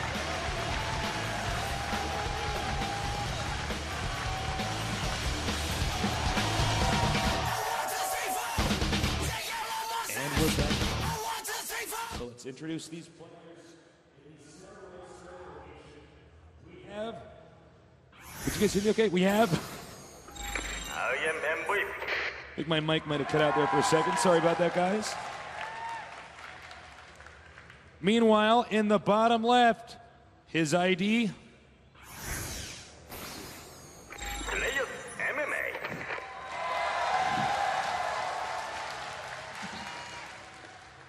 All right, so again, a very small map. The opening builds are going to mean a lot. Are we going to see people try to expand very quickly and get the economic advantage? Some of these timing attacks can be quite nice here. And of course, Banshee play is ever so popular on Xel'Naga Fortress. Banshee play is great. So, let's see here. And by the way, guys, when Artosa says this is a very small map, I'm sure some of you thought, no, it's not. It doesn't look that small. No, actually, architecturally, it's pretty damn small. And I tell you, if you play it at all, it feels like everyone's 2 inches away. I'm sure the Zerg players who have ZVT'd here know what I'm talking about. It's siege tank push to your third base. It's just a stone throw away. Base timing is the only timing in that matchup here, Tasteless. Well, I am interested into seeing what kind of strats we're going to have here because, frankly, we have not had a run-of-the-mill game. We have not had a standard game where I saw, he's doing that, Marine King Prime build. I mean, Marine King Prime's the best at it, but everybody does it. And the other guy is just going to go Marine Siege Tank. We have not had that game. No, that's quite true. We will see if we get one of those. But, it looks like MMA already scouting his opponent is going to see that there is already one gas. And I like that choice by MVP. What's going to be dangerous is expanding too fast because there's so many builds out there right now designed to kill it, as we've already seen in 2 of these games. But in the meantime, MMA is going to go ahead and take this very, very fast expansion after just a barracks.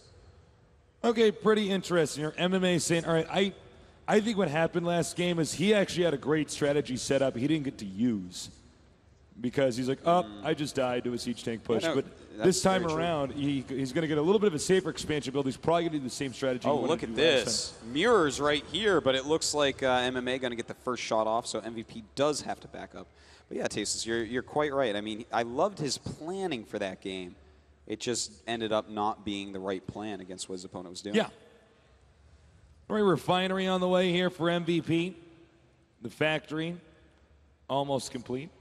And I think that means that we are going to be seeing some cloaked Banshees against someone like just going for that very fast expand. And looks like just one SCV has died so far this game. In this situation, it's really all about unit control because, frankly, this is a situation where, look, the Marines could just gun down the Banshee if the Banshee driver is the best foe you or, one of these other players. Or he can go for, at the same time, the Marines could all just be picked off and the SCVs are picked off, and then that's GG as well. So that is very true. We'll see what he chooses to do with it. Should see a tech lab going down there pretty soon here.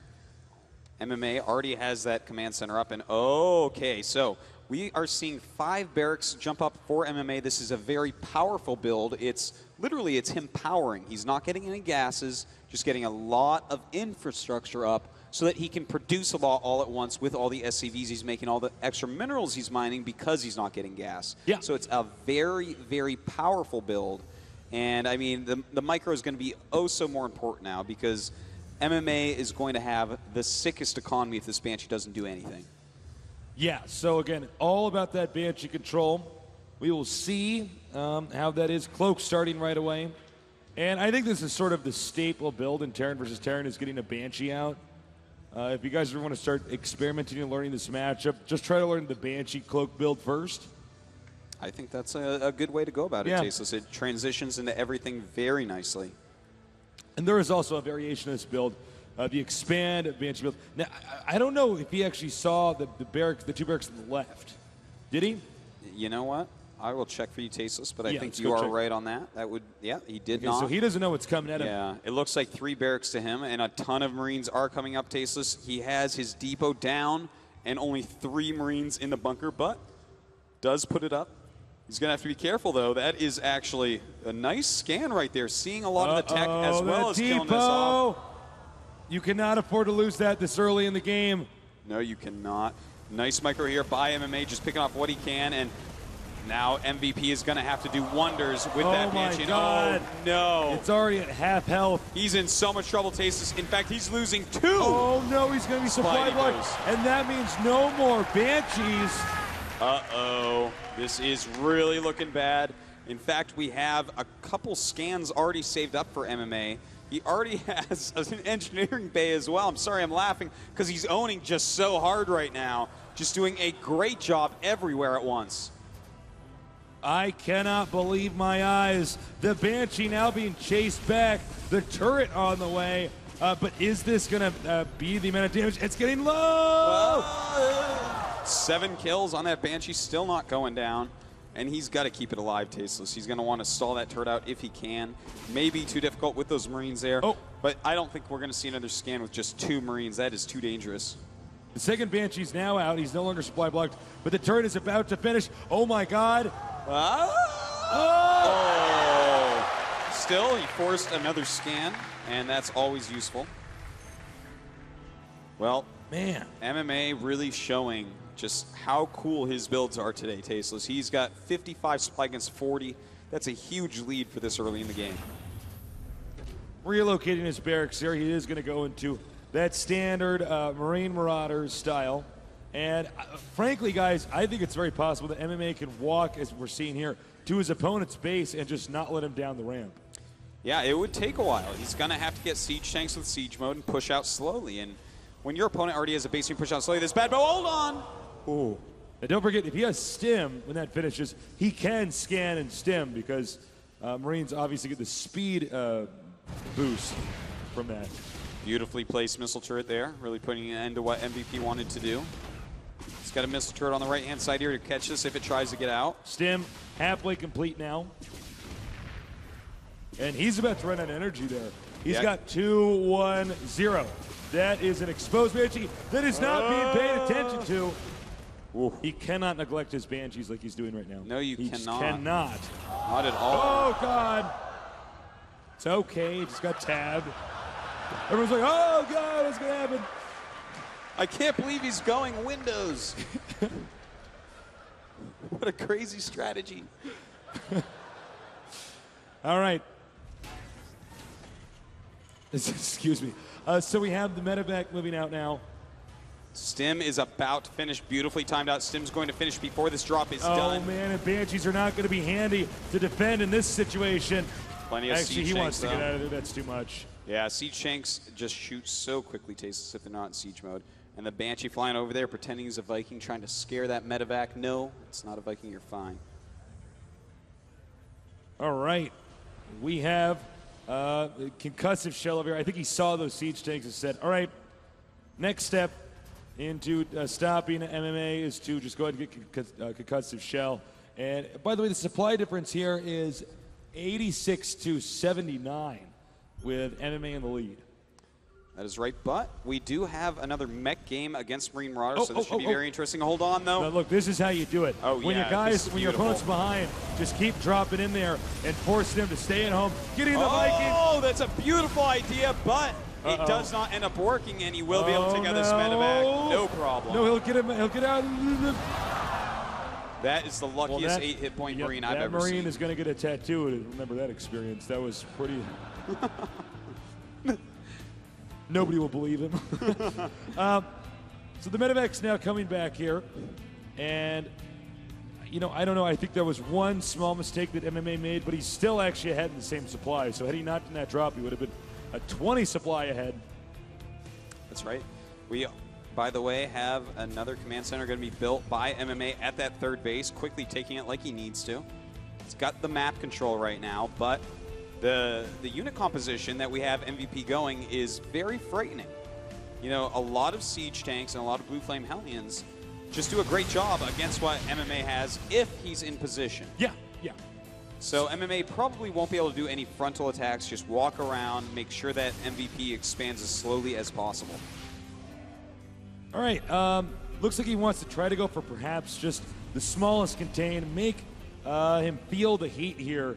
And don't forget, guys, when you have siege tanks, even if it's like just 3, and you have Marauders too, when they move up with their siege tanks and try to siege up to hit yours, you could just stem forward with the Marauders and shoot down everything. That's right. You know, that's why Marine Marauder into mass siege tank is a very powerful strategy.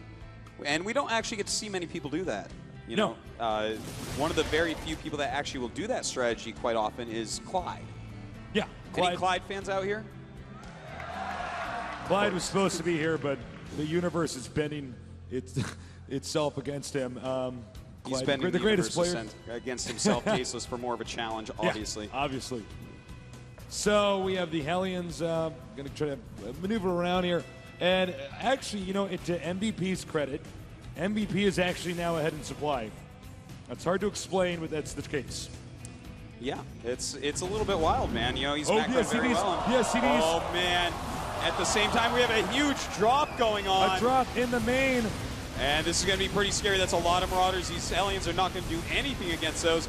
Killing off factories can be huge. Instead, he's going to give up a lot of these, and, well, the Cloaked Banshees will easily clean that. But look at that, a factory does go down.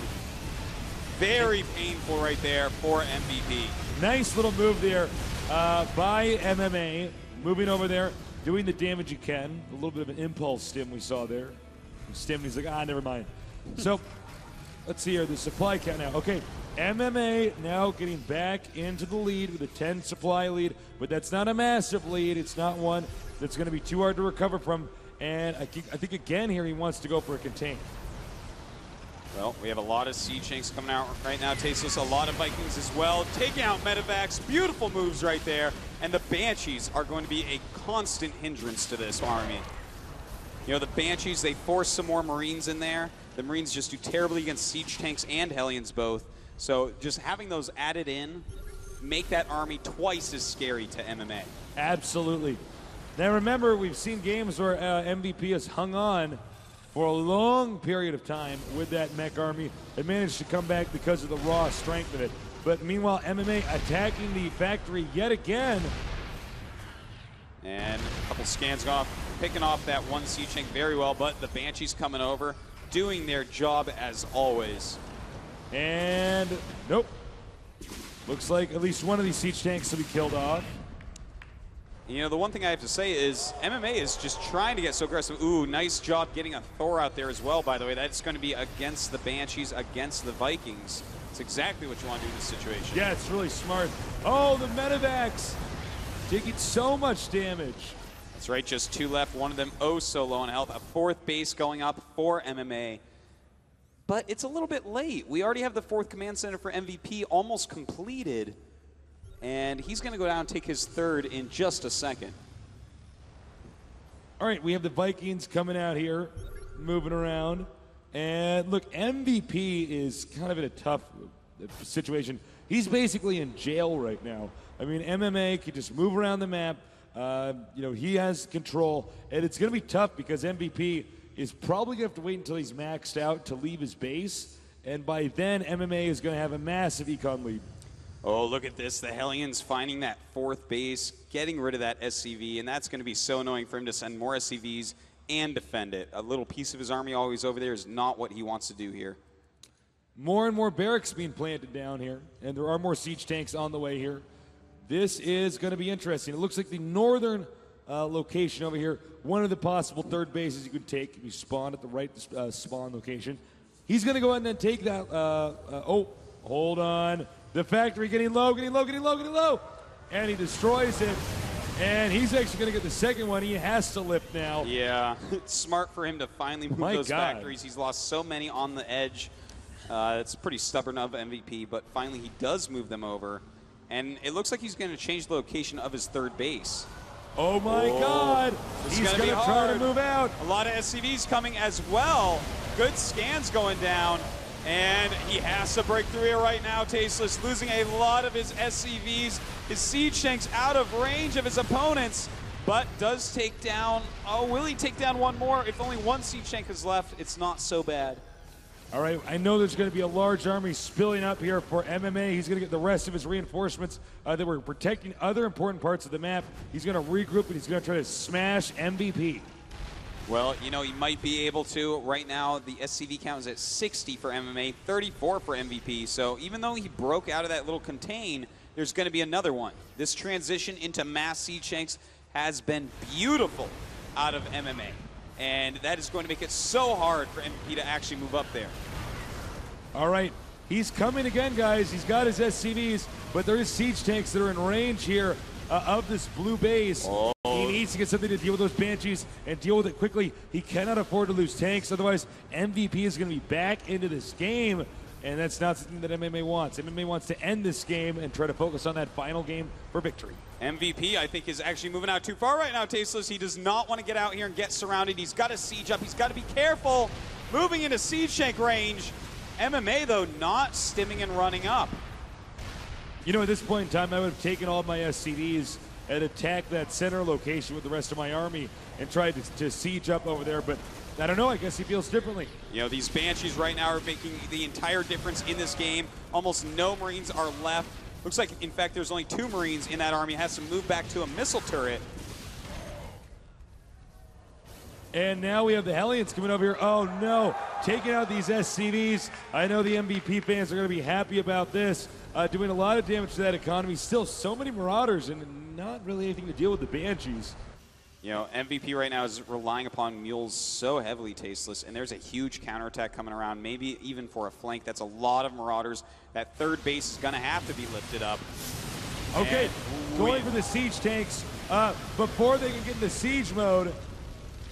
And now he backs off. Deciding not to siege because he does have those Banshees for that additional damage, which is so crucial.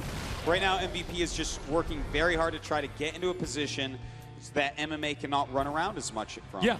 If he can do that, if he can get a light contain on or even a hard contain on with all those siege tanks, then MMA is going to be stuck in his base, unable to do anything else. Exactly. So right now, MMA is just trying to figure out a way to just kill off this expansion, but MVP's is just so good at maneuvering around the map. Uh-oh. This is a danger move, Tasteless. Yeah, this is very gutsy. And we see MMA is right now pulling back those 4 Cloaked Banshees, being worth just so much right now. Just absolutely ravaging these add-ons and making them lift off. We saw a little counterattack over here at that expansion. Thor doing a ton of damage to those Banshees. And I have to say, I'm actually pretty surprised to see MVP doing a move like this down here in this location. Sieging up, getting closer to the factories. Oh, that's huge. Stopping siege tank production is huge. And oh, nice liftoff, but there's a lot of Marines in there because of the Banshees, so it looks like he will be able to get that orbital and command. That orbital getting lower. It has just been destroyed. Oh my God, you know what? I think once again we're going to have to see GG here. I do not see any way that MMA can lose this game. Oh, well, you know, he is definitely killing his opponent, but at the same time, all these Vikings and Banshees, what in the world? We actually see a huge turnaround here. This is a lot of siege tanks with them as well. And, you know, these Banshees may end up making the entire difference in everything here. You know what? Oh my God, I think you might actually be right. In fact, the army here from MVP is actually so scary. I don't know. The SCV is going now to that new expansion. The production facility is now under fire as he is trying to just get a good idea of what exactly he needs to do to come back in the situation. And look at this, all these Blue Flame Hellions going after this base, trying to call off the rest of these SCVs, but look at that, the bunker beautifully done, bringing over some more units as well, trying to clean up all of these Hellions, and he can't lose Hellions right now, Tasteless. He needs every single unit he can possibly get. All right, looks like MVP no longer really has much of a base. It's in shambles, it's been trashed. And MMA, all he has to do is take care of these 2 Banshees and this group of siege tanks. But don't forget, every resource location is under threat right now. We could be in a base trade scenario. And he gets 1 Banshee, then loses a huge chunk of his army right now. 44 supply to 87. 21 SCVs against just 2 SCVs. Oh my God, what a completely bizarre game we're seeing here. Now here's a few things. If we're in a base trade scenario, which we are, remember that the Vikings are great because you can go down and shoot down a flying building. It's somewhere else on the map. Right now, the infantry-based army from MMA, he does not have that luxury. So we are actually seeing a base trade here, guys. That is right, but, you know, MMA still has that 1 mining base that MVP does know about. He's building more and more barracks over there. He's just trying to get out any additional units.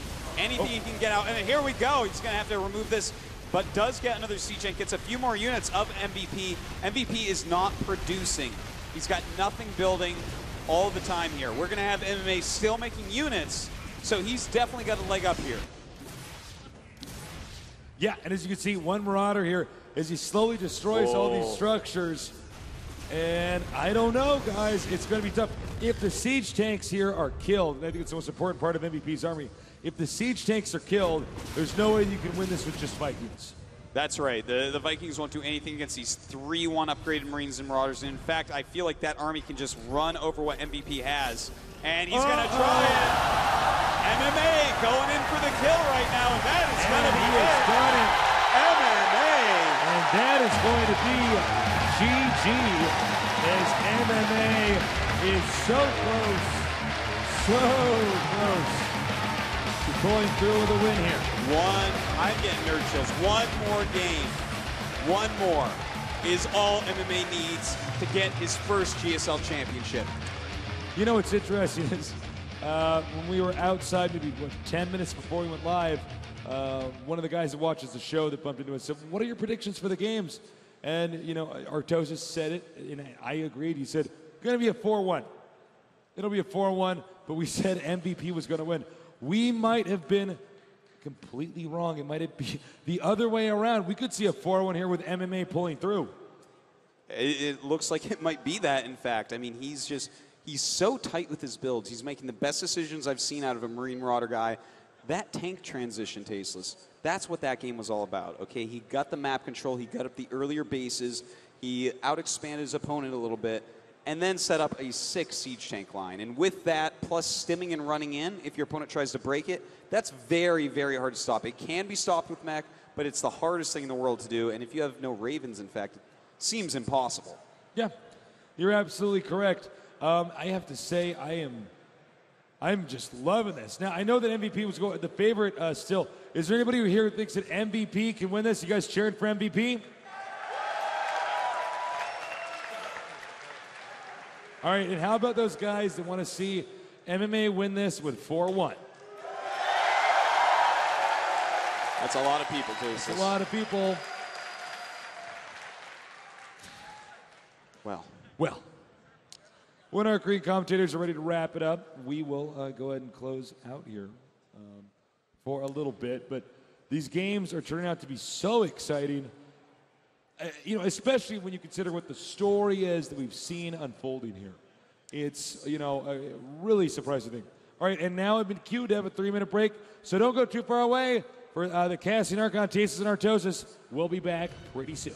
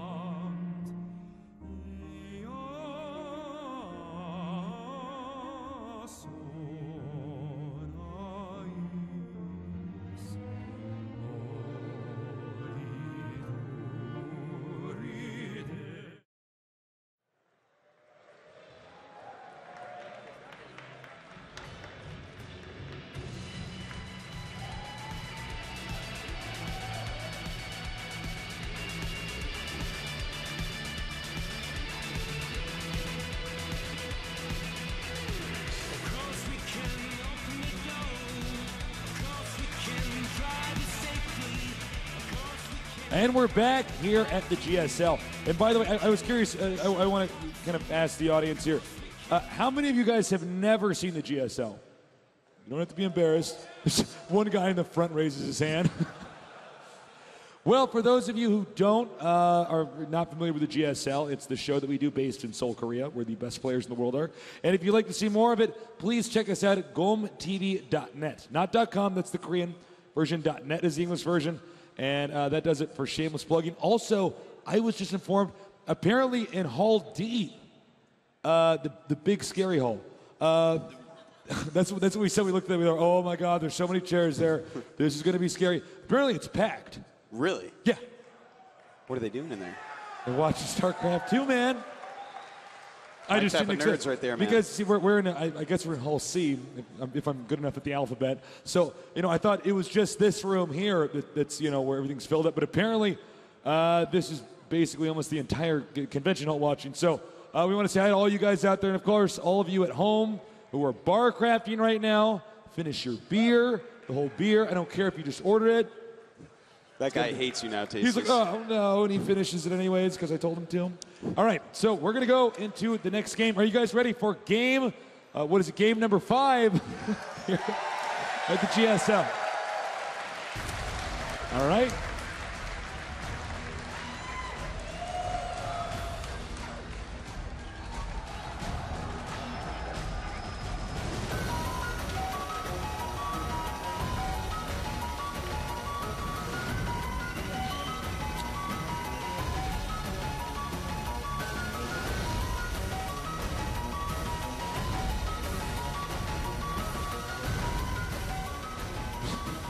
All right, the game is loaded. Excuse me.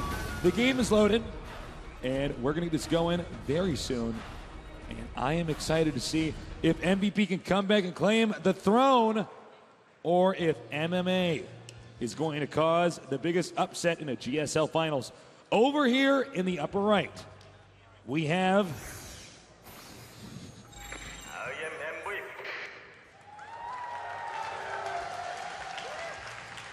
MVP.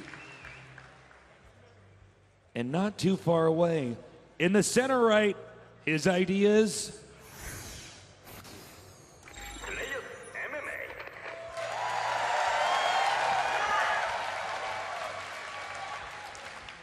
Well, he only needs one more game, Tasteless. Just one more. Now, and I know you have as well, in tournament situations. I played in tournaments where I was up like in a situation like this, and I start to lose the next game, and I know that MMA has been in a similar situation. So MMA is not going to screw around in this game. No, he's going to throw everything he has at MVP, because this is actually going to be a very hard map to beat him on. This is Terminus Re. This is a map where your third base is unbelievably easy to get. You siege up a few tanks, you have that third base. That's it. And MVP, as we've seen, he loves mech. And the real hard part for him so far has been getting that third base up and keeping it up without harassment. Right. We saw that on Dual Sight as well as that last map we were just on, Tasteless.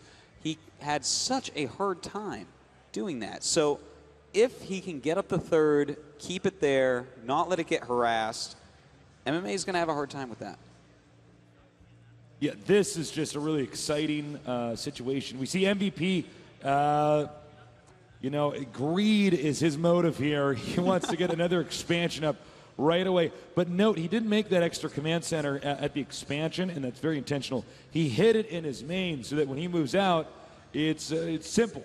He just, he denies that information, and then when he can block off the entrance that he gets the expansion over there, it's good.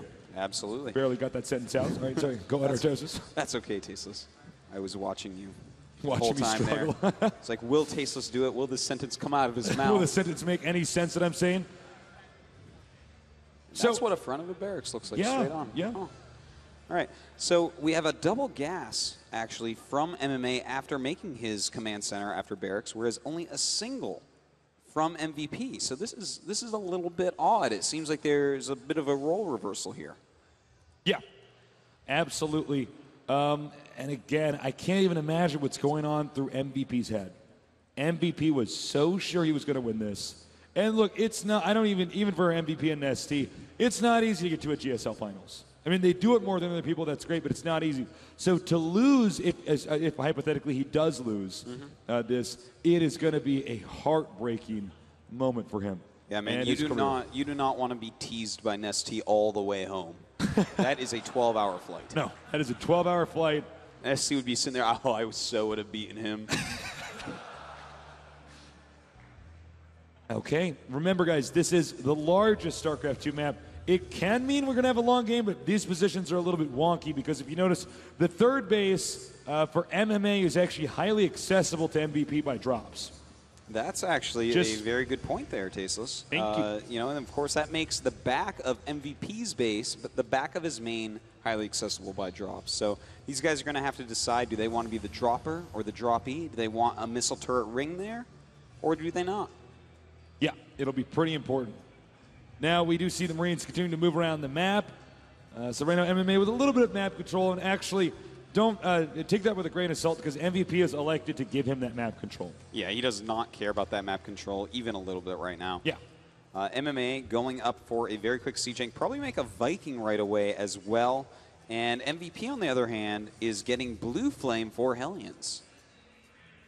All right, so as you can see, as I say that, MMA sees it.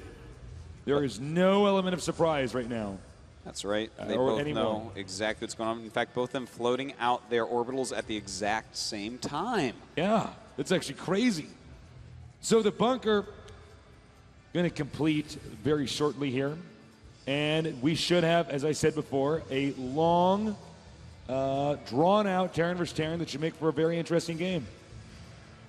Well, it's going to be Siege mode against Blue Flame. Of course, Siege tanks beat Hellions, but that's not what this is for. He's getting that Blue Flame so that he can do some drops, do some harassment, and keep MMA in his base.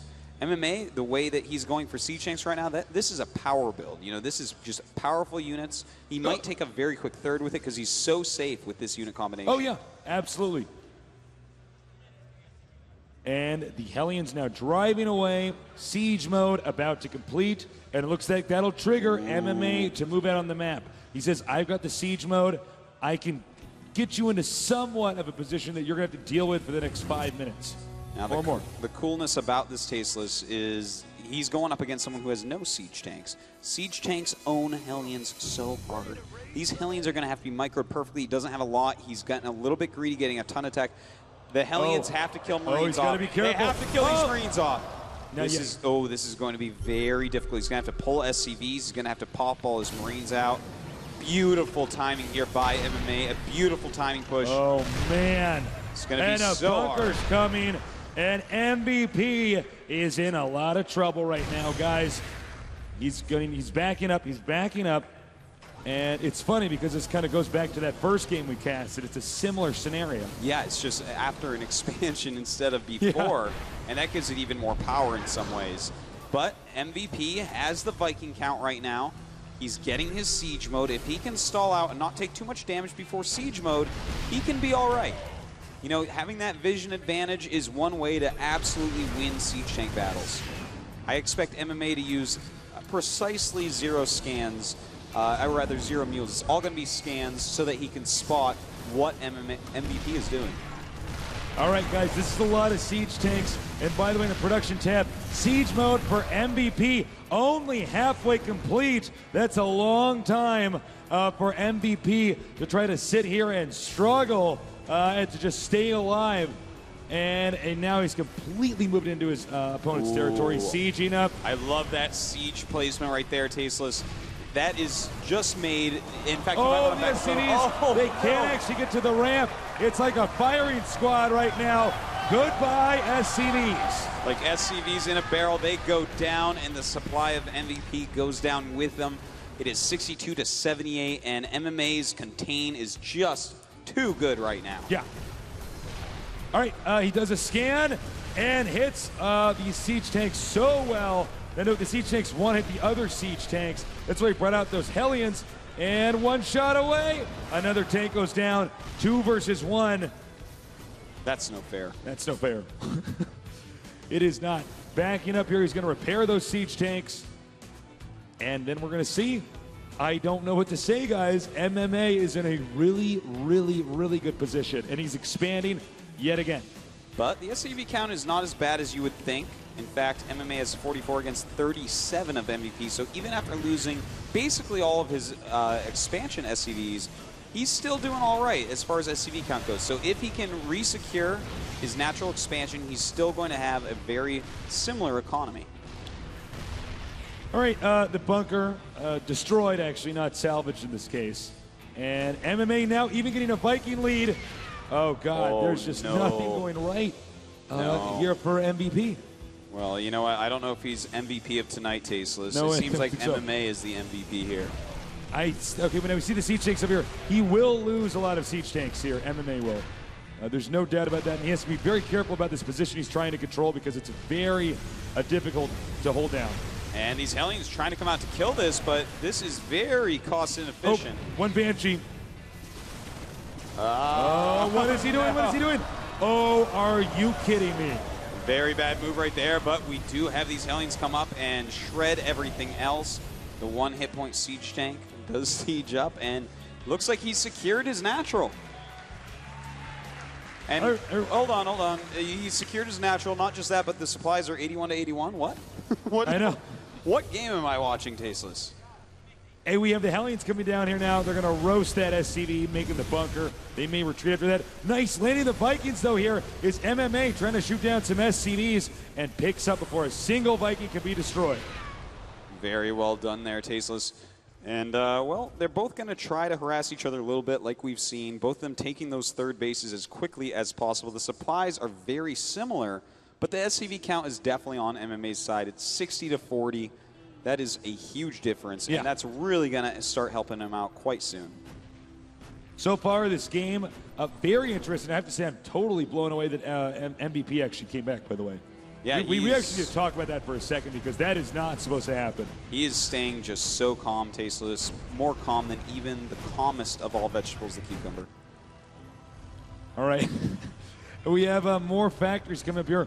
MVP going for mech, generally what the pros consider to be the strongest and most stable.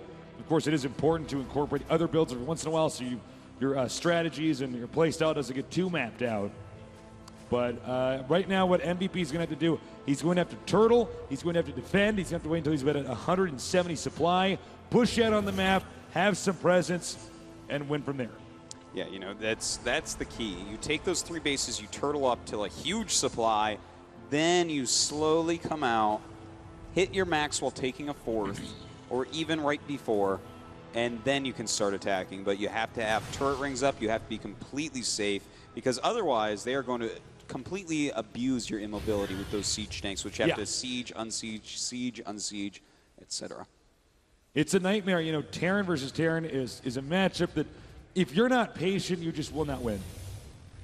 It's just that simple. It is by far the matchup that requires the most endurance. Oh, hold on. I no longer want to talk about that because I think I see a really cool drop coming. And we do. You see that, Tasteless. I see it too, but MVP has a lot of units here. If he actually unloads, he could lose quite a few of his units before loading them back up. In fact, even some Vikings landing there, that was kind of peculiar, and this drop will end up doing... Hellions over here doing a lot of damage to MMA's SCVs. And in fact, you know, the drop of MMA doing nothing, while that little Hellion harassment did a decent amount, and MVP is catching up on SCVs. It's now 48 to 60. So he gained 8 SCVs through all this. Nice target firing here. We've seen a lot of Viking battles back and forth. MMA needs to be careful. I think what he actually has to do is sit and wait, sort of like MVP is. He may have to. I think he's just a little bit too eager to maybe get the drop that is fortunate, and MVP's out of position. But I think the best way to go about doing this is to just be safe. What do you do in your head, Artosis? I think you attack into your opponent's siege tanks? No! You get more ahead. Stop trolling that me. one's it. That's okay. Well, you know, MVP is doing something quite interesting right now while we watch this Marauder jaunt across the map. The Marauder's on a jog? He is actually taking another base that you would not expect. And in fact, oh my, he's trying to help that command center out by killing those rocks for him. All right, once again, I think, well, okay, hold that. I think we're going to see a contain here because there's no way he can possibly attack into that. Oh, I like it. Ooh, this is going to be hard to stop with those siege tanks on the high ground. He's going to have to siege up near his command center here. Those siege tanks, if they can hit any of that, and they do some pretty severe damage. Now he's got to be careful because of the Viking count here. He can't have his medevacs just shot down. Will that happen? Oh, it might indeed. Only a few Marines on that high ground there. He's got to be careful, though. Marines can kill off those Vikings oh so quickly. And we're getting to the point in time where MMA's economy is just starting to explode. He's taking chances everywhere. Another drop over here. He wants to pull those Hellions that have been defending everywhere. He wants to have them come back and try to defend this so he can then attack that third base. MMA is just godlike right now. But MVP is playing well as well. He's bringing a lot of units over here. Going to take out these medevacs. His Banshee, in the meantime, chased away the other drop. But MMA is looking so nice, tasteless, taking bases 4, 5, and 6 all at once. Okay, another drop over here.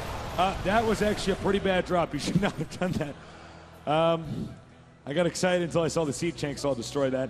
So, you know, MVP, he's got great defense, and frankly, I think MMA is taking a bit of a risk. When you're going to take this much of the map, you just need to contain him.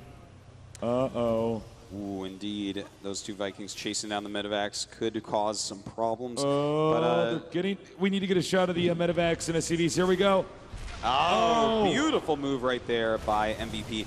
And by the way, he keeps dropping here, Tasteless, but this drop's not doing a whole lot. The supplies of these two players staying very similar throughout this.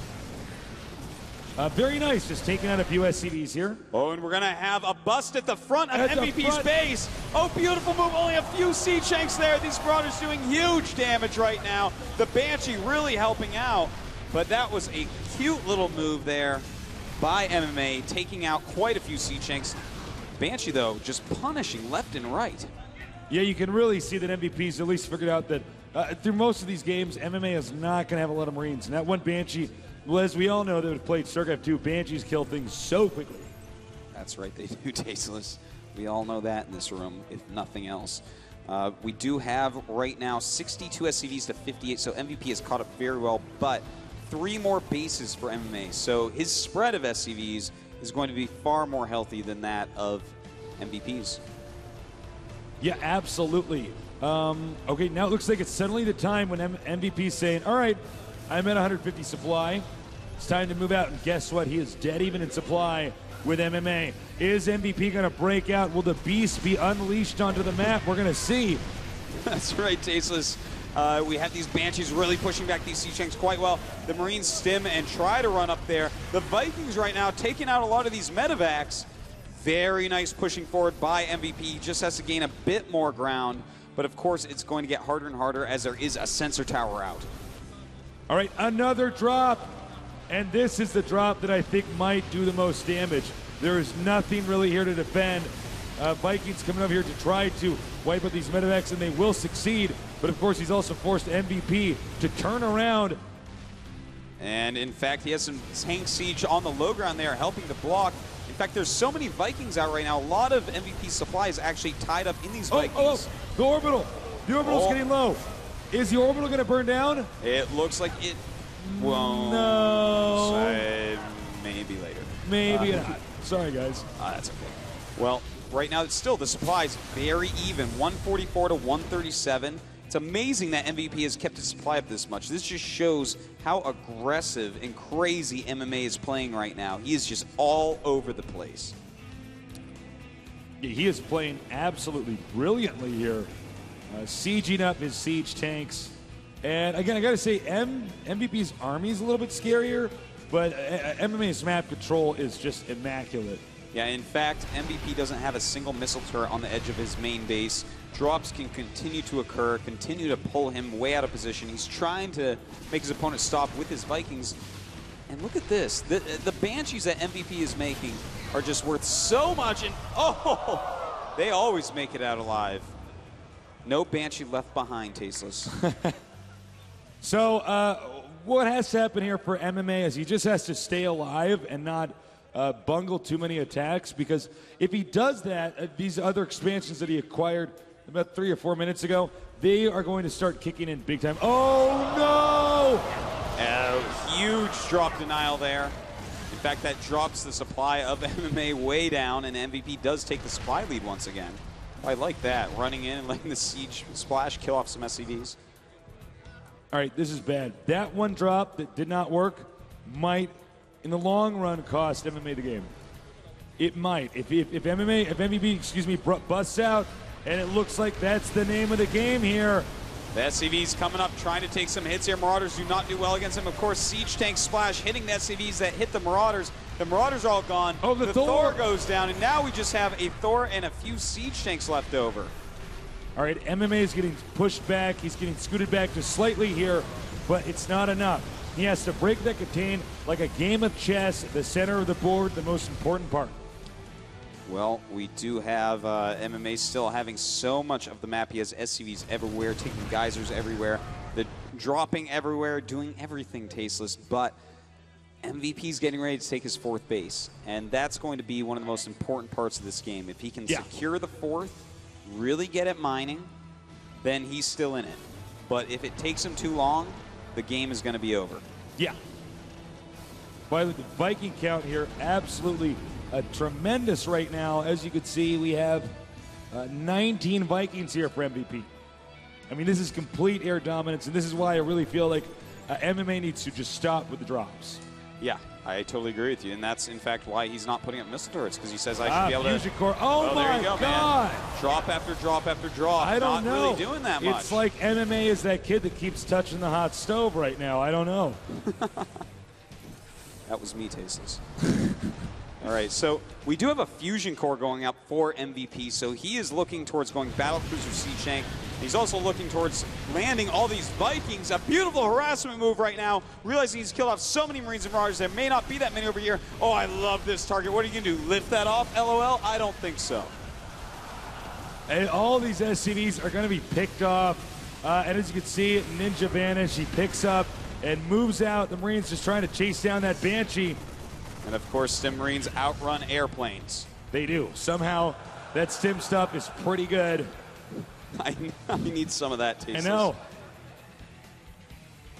Well, we have... Oh, 2 Ghost Academies. Yeah. Oh boy, nuke time.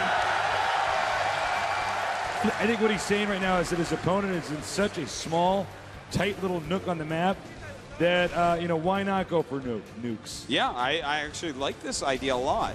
Nuke, force the tanks on siege, stim and run in. It's a beautiful maneuver. And I think he's so smart to be doing that. MMA trying to keep his siege line up. He is maxed out against 156 up MVP. MVP being a little bit sloppy, getting some of his tanks into the siege line.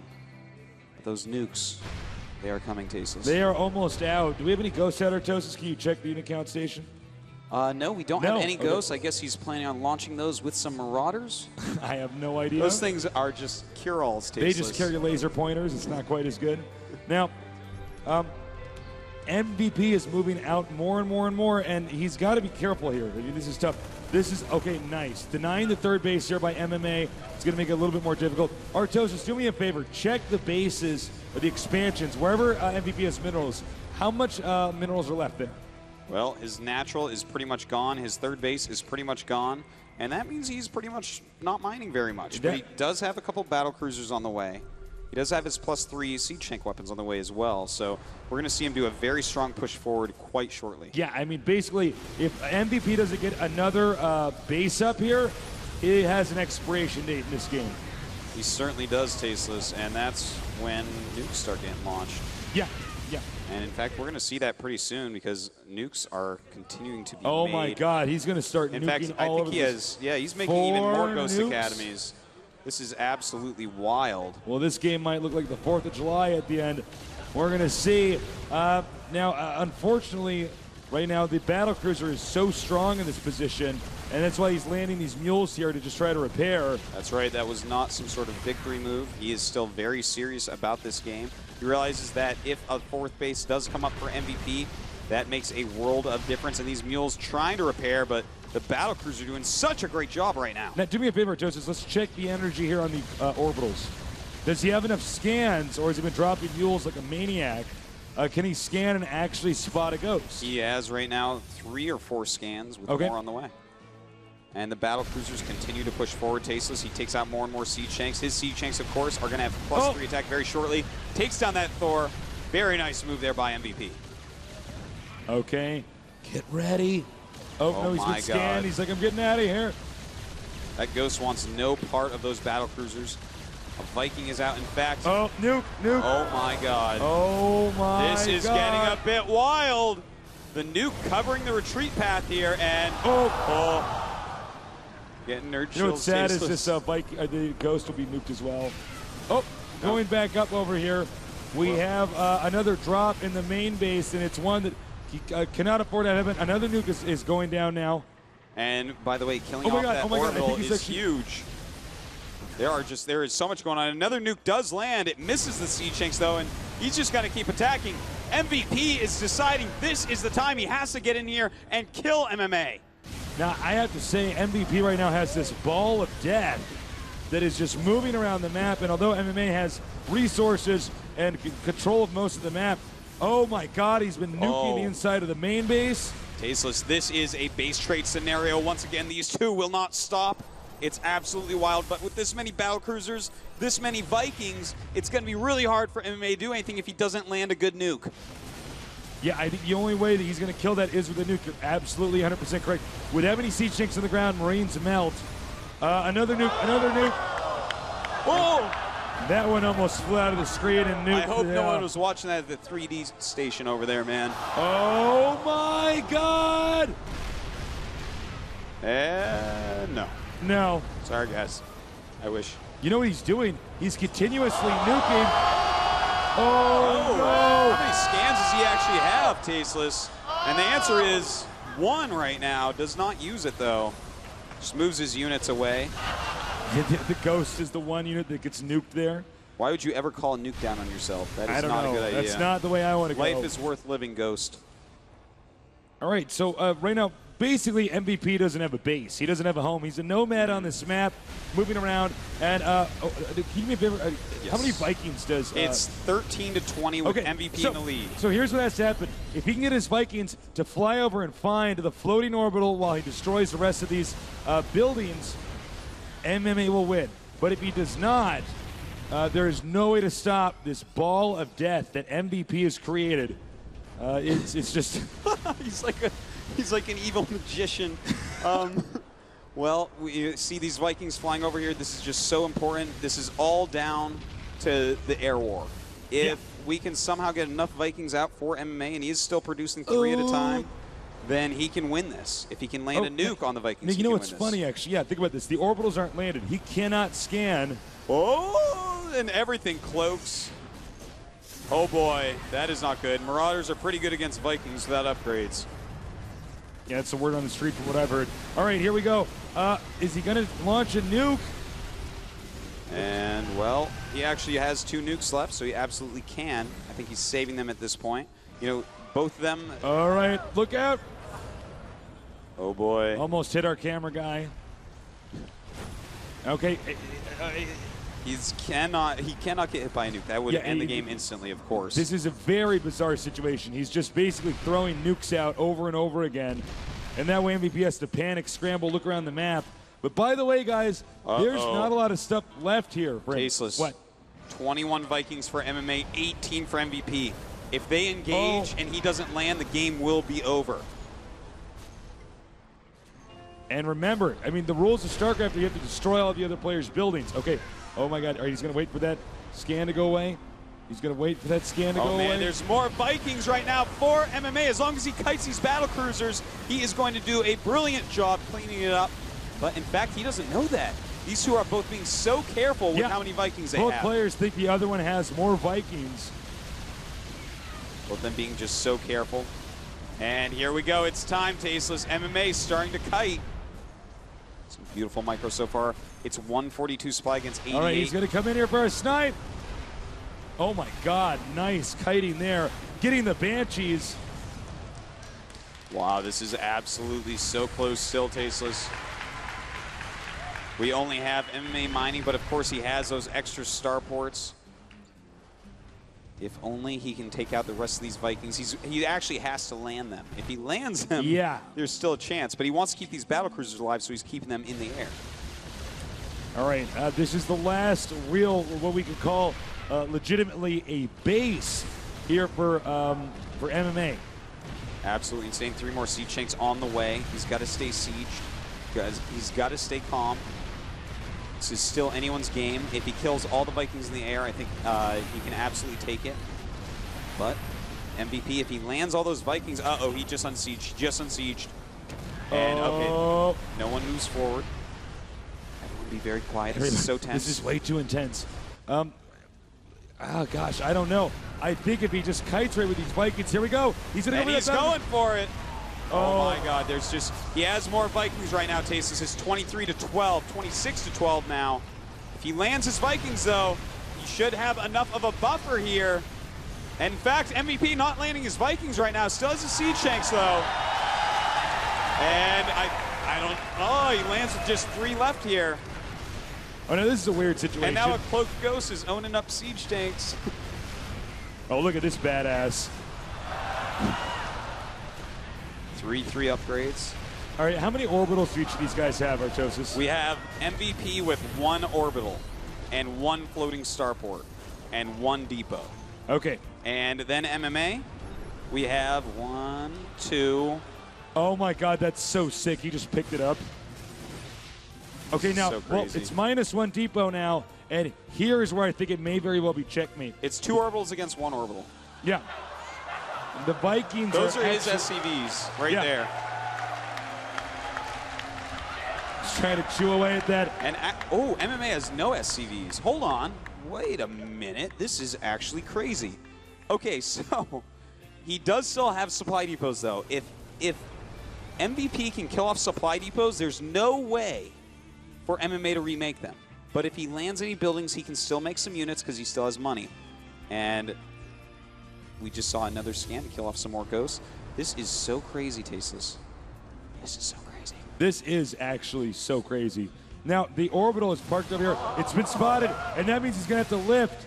I would. Oh, man, but that means the Vikings are coming. No. And if he keeps the Marauders under there, chooses not to. Okay. All right, he lands. Everyone calm down. All right, so here's the armies. 6 siege tanks and 2 Vikings. That is everything MVP has. Against 19 Vikings, 2 Marauders, a Marine, and 2 Ghosts. Now, I feel like MMA can absolutely take this, especially since he's bringing over a Ghost and a Medevac, Tasteless. That's a Ghost and a Medevac right there. That Ghost. What's he going to do? Drop that on a siege tank, then pick it up, bring it somewhere else, and heal it? That is crazy, man. All right, he's getting more of an income here. That's right, dropping mules. Frankly, I would think the best way to do this would actually be to go for nukes still, because there's just not enough scans. If he gets like 1 or 2 nukes off, but we'll see.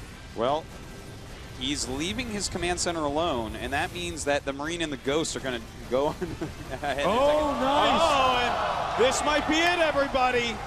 It looks like we're going to have the GSL champion. GG. And MMA is your BlizzCon GSL Finals champion. Oh, my God. MMA worked hard. His strategies were better. Give it up for MMA. Give it up.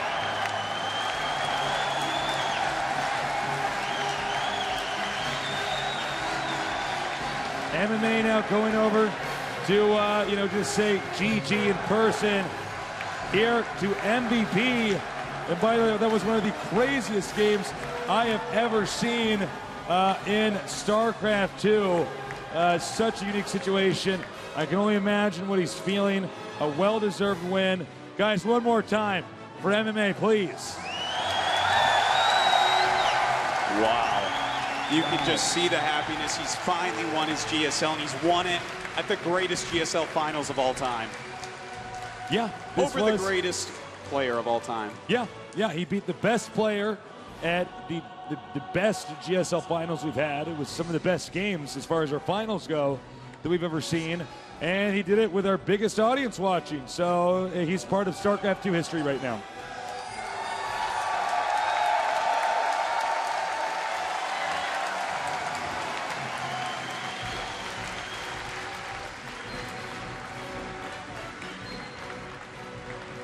Well,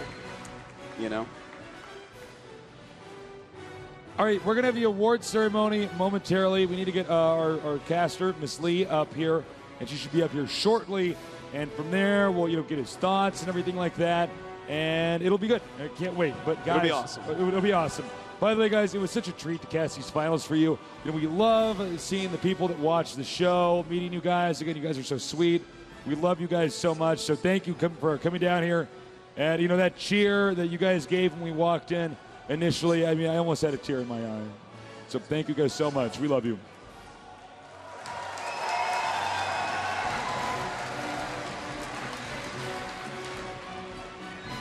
All right, we're going to go through the award ceremony, so we'll see you guys in just a little bit.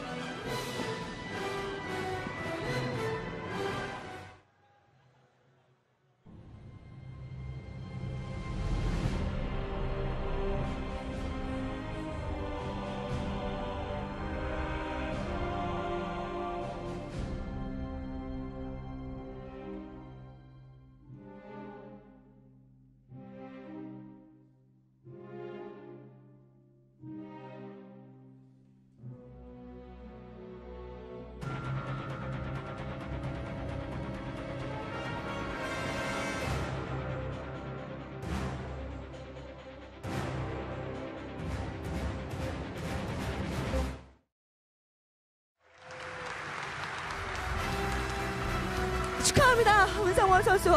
이렇게 많은 분들이 또 현장에서 MMA를 연호하며 MMA에게 축하의 메시지를 전해주고 계신데요. 자, 우승 소감 들어봐야 되겠죠? Your victory, how do you feel at the moment? 상대가 너무 강한 상대라서 솔직히 이길 줄 몰랐거든요. 근데 이렇게 4대1로 이겨서 너무 기쁩니다. 네. I did not expect to win so easily because it was such a strong opponent, but I'm so glad that I beat him 4-1. 겸손한 멘트를 해주셨어요.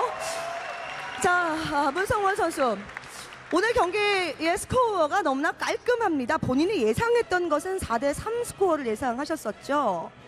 예, 연습할 때 너무 많이 져가지고 또 메카닉을 준비했거든요. 메카닉 잡는 법을 준비했는데 연습 상대가 동원이었는데 슬래스 령 선수인데 한 판도 못 이겼어요. 그래서 이길 수 있을지 몰랐는데 이렇게 이겨서 너무 기뻐요. Since MVP is a mechanic Terran player, I practiced against Slayer's Ryong, my teammate. But during the practice, I never won, so I wasn't very confident. But it's really glad to win today. 네. 자, 오늘 경기에서의 가장 큰 승부처는 어디였다고 생각을 하십니까? 첫 세트 여명이 아니었나 싶어요. 첫 세트가 이기면은 좀 자신감 있게 2세트부터 시작하려 했거든요. 그래서 첫 세트 전략이 성공한 게 이렇게 승리할 수 있던 요인이었던 것 같습니다. I think today's turning point was the victory of the first set because after winning the first set, I could gain the confidence and play confidently in the upcoming sets, and I think that was the major reason I won today. 자, 큰 박수 부탁드리겠습니다. Please give a round of applause to our champion.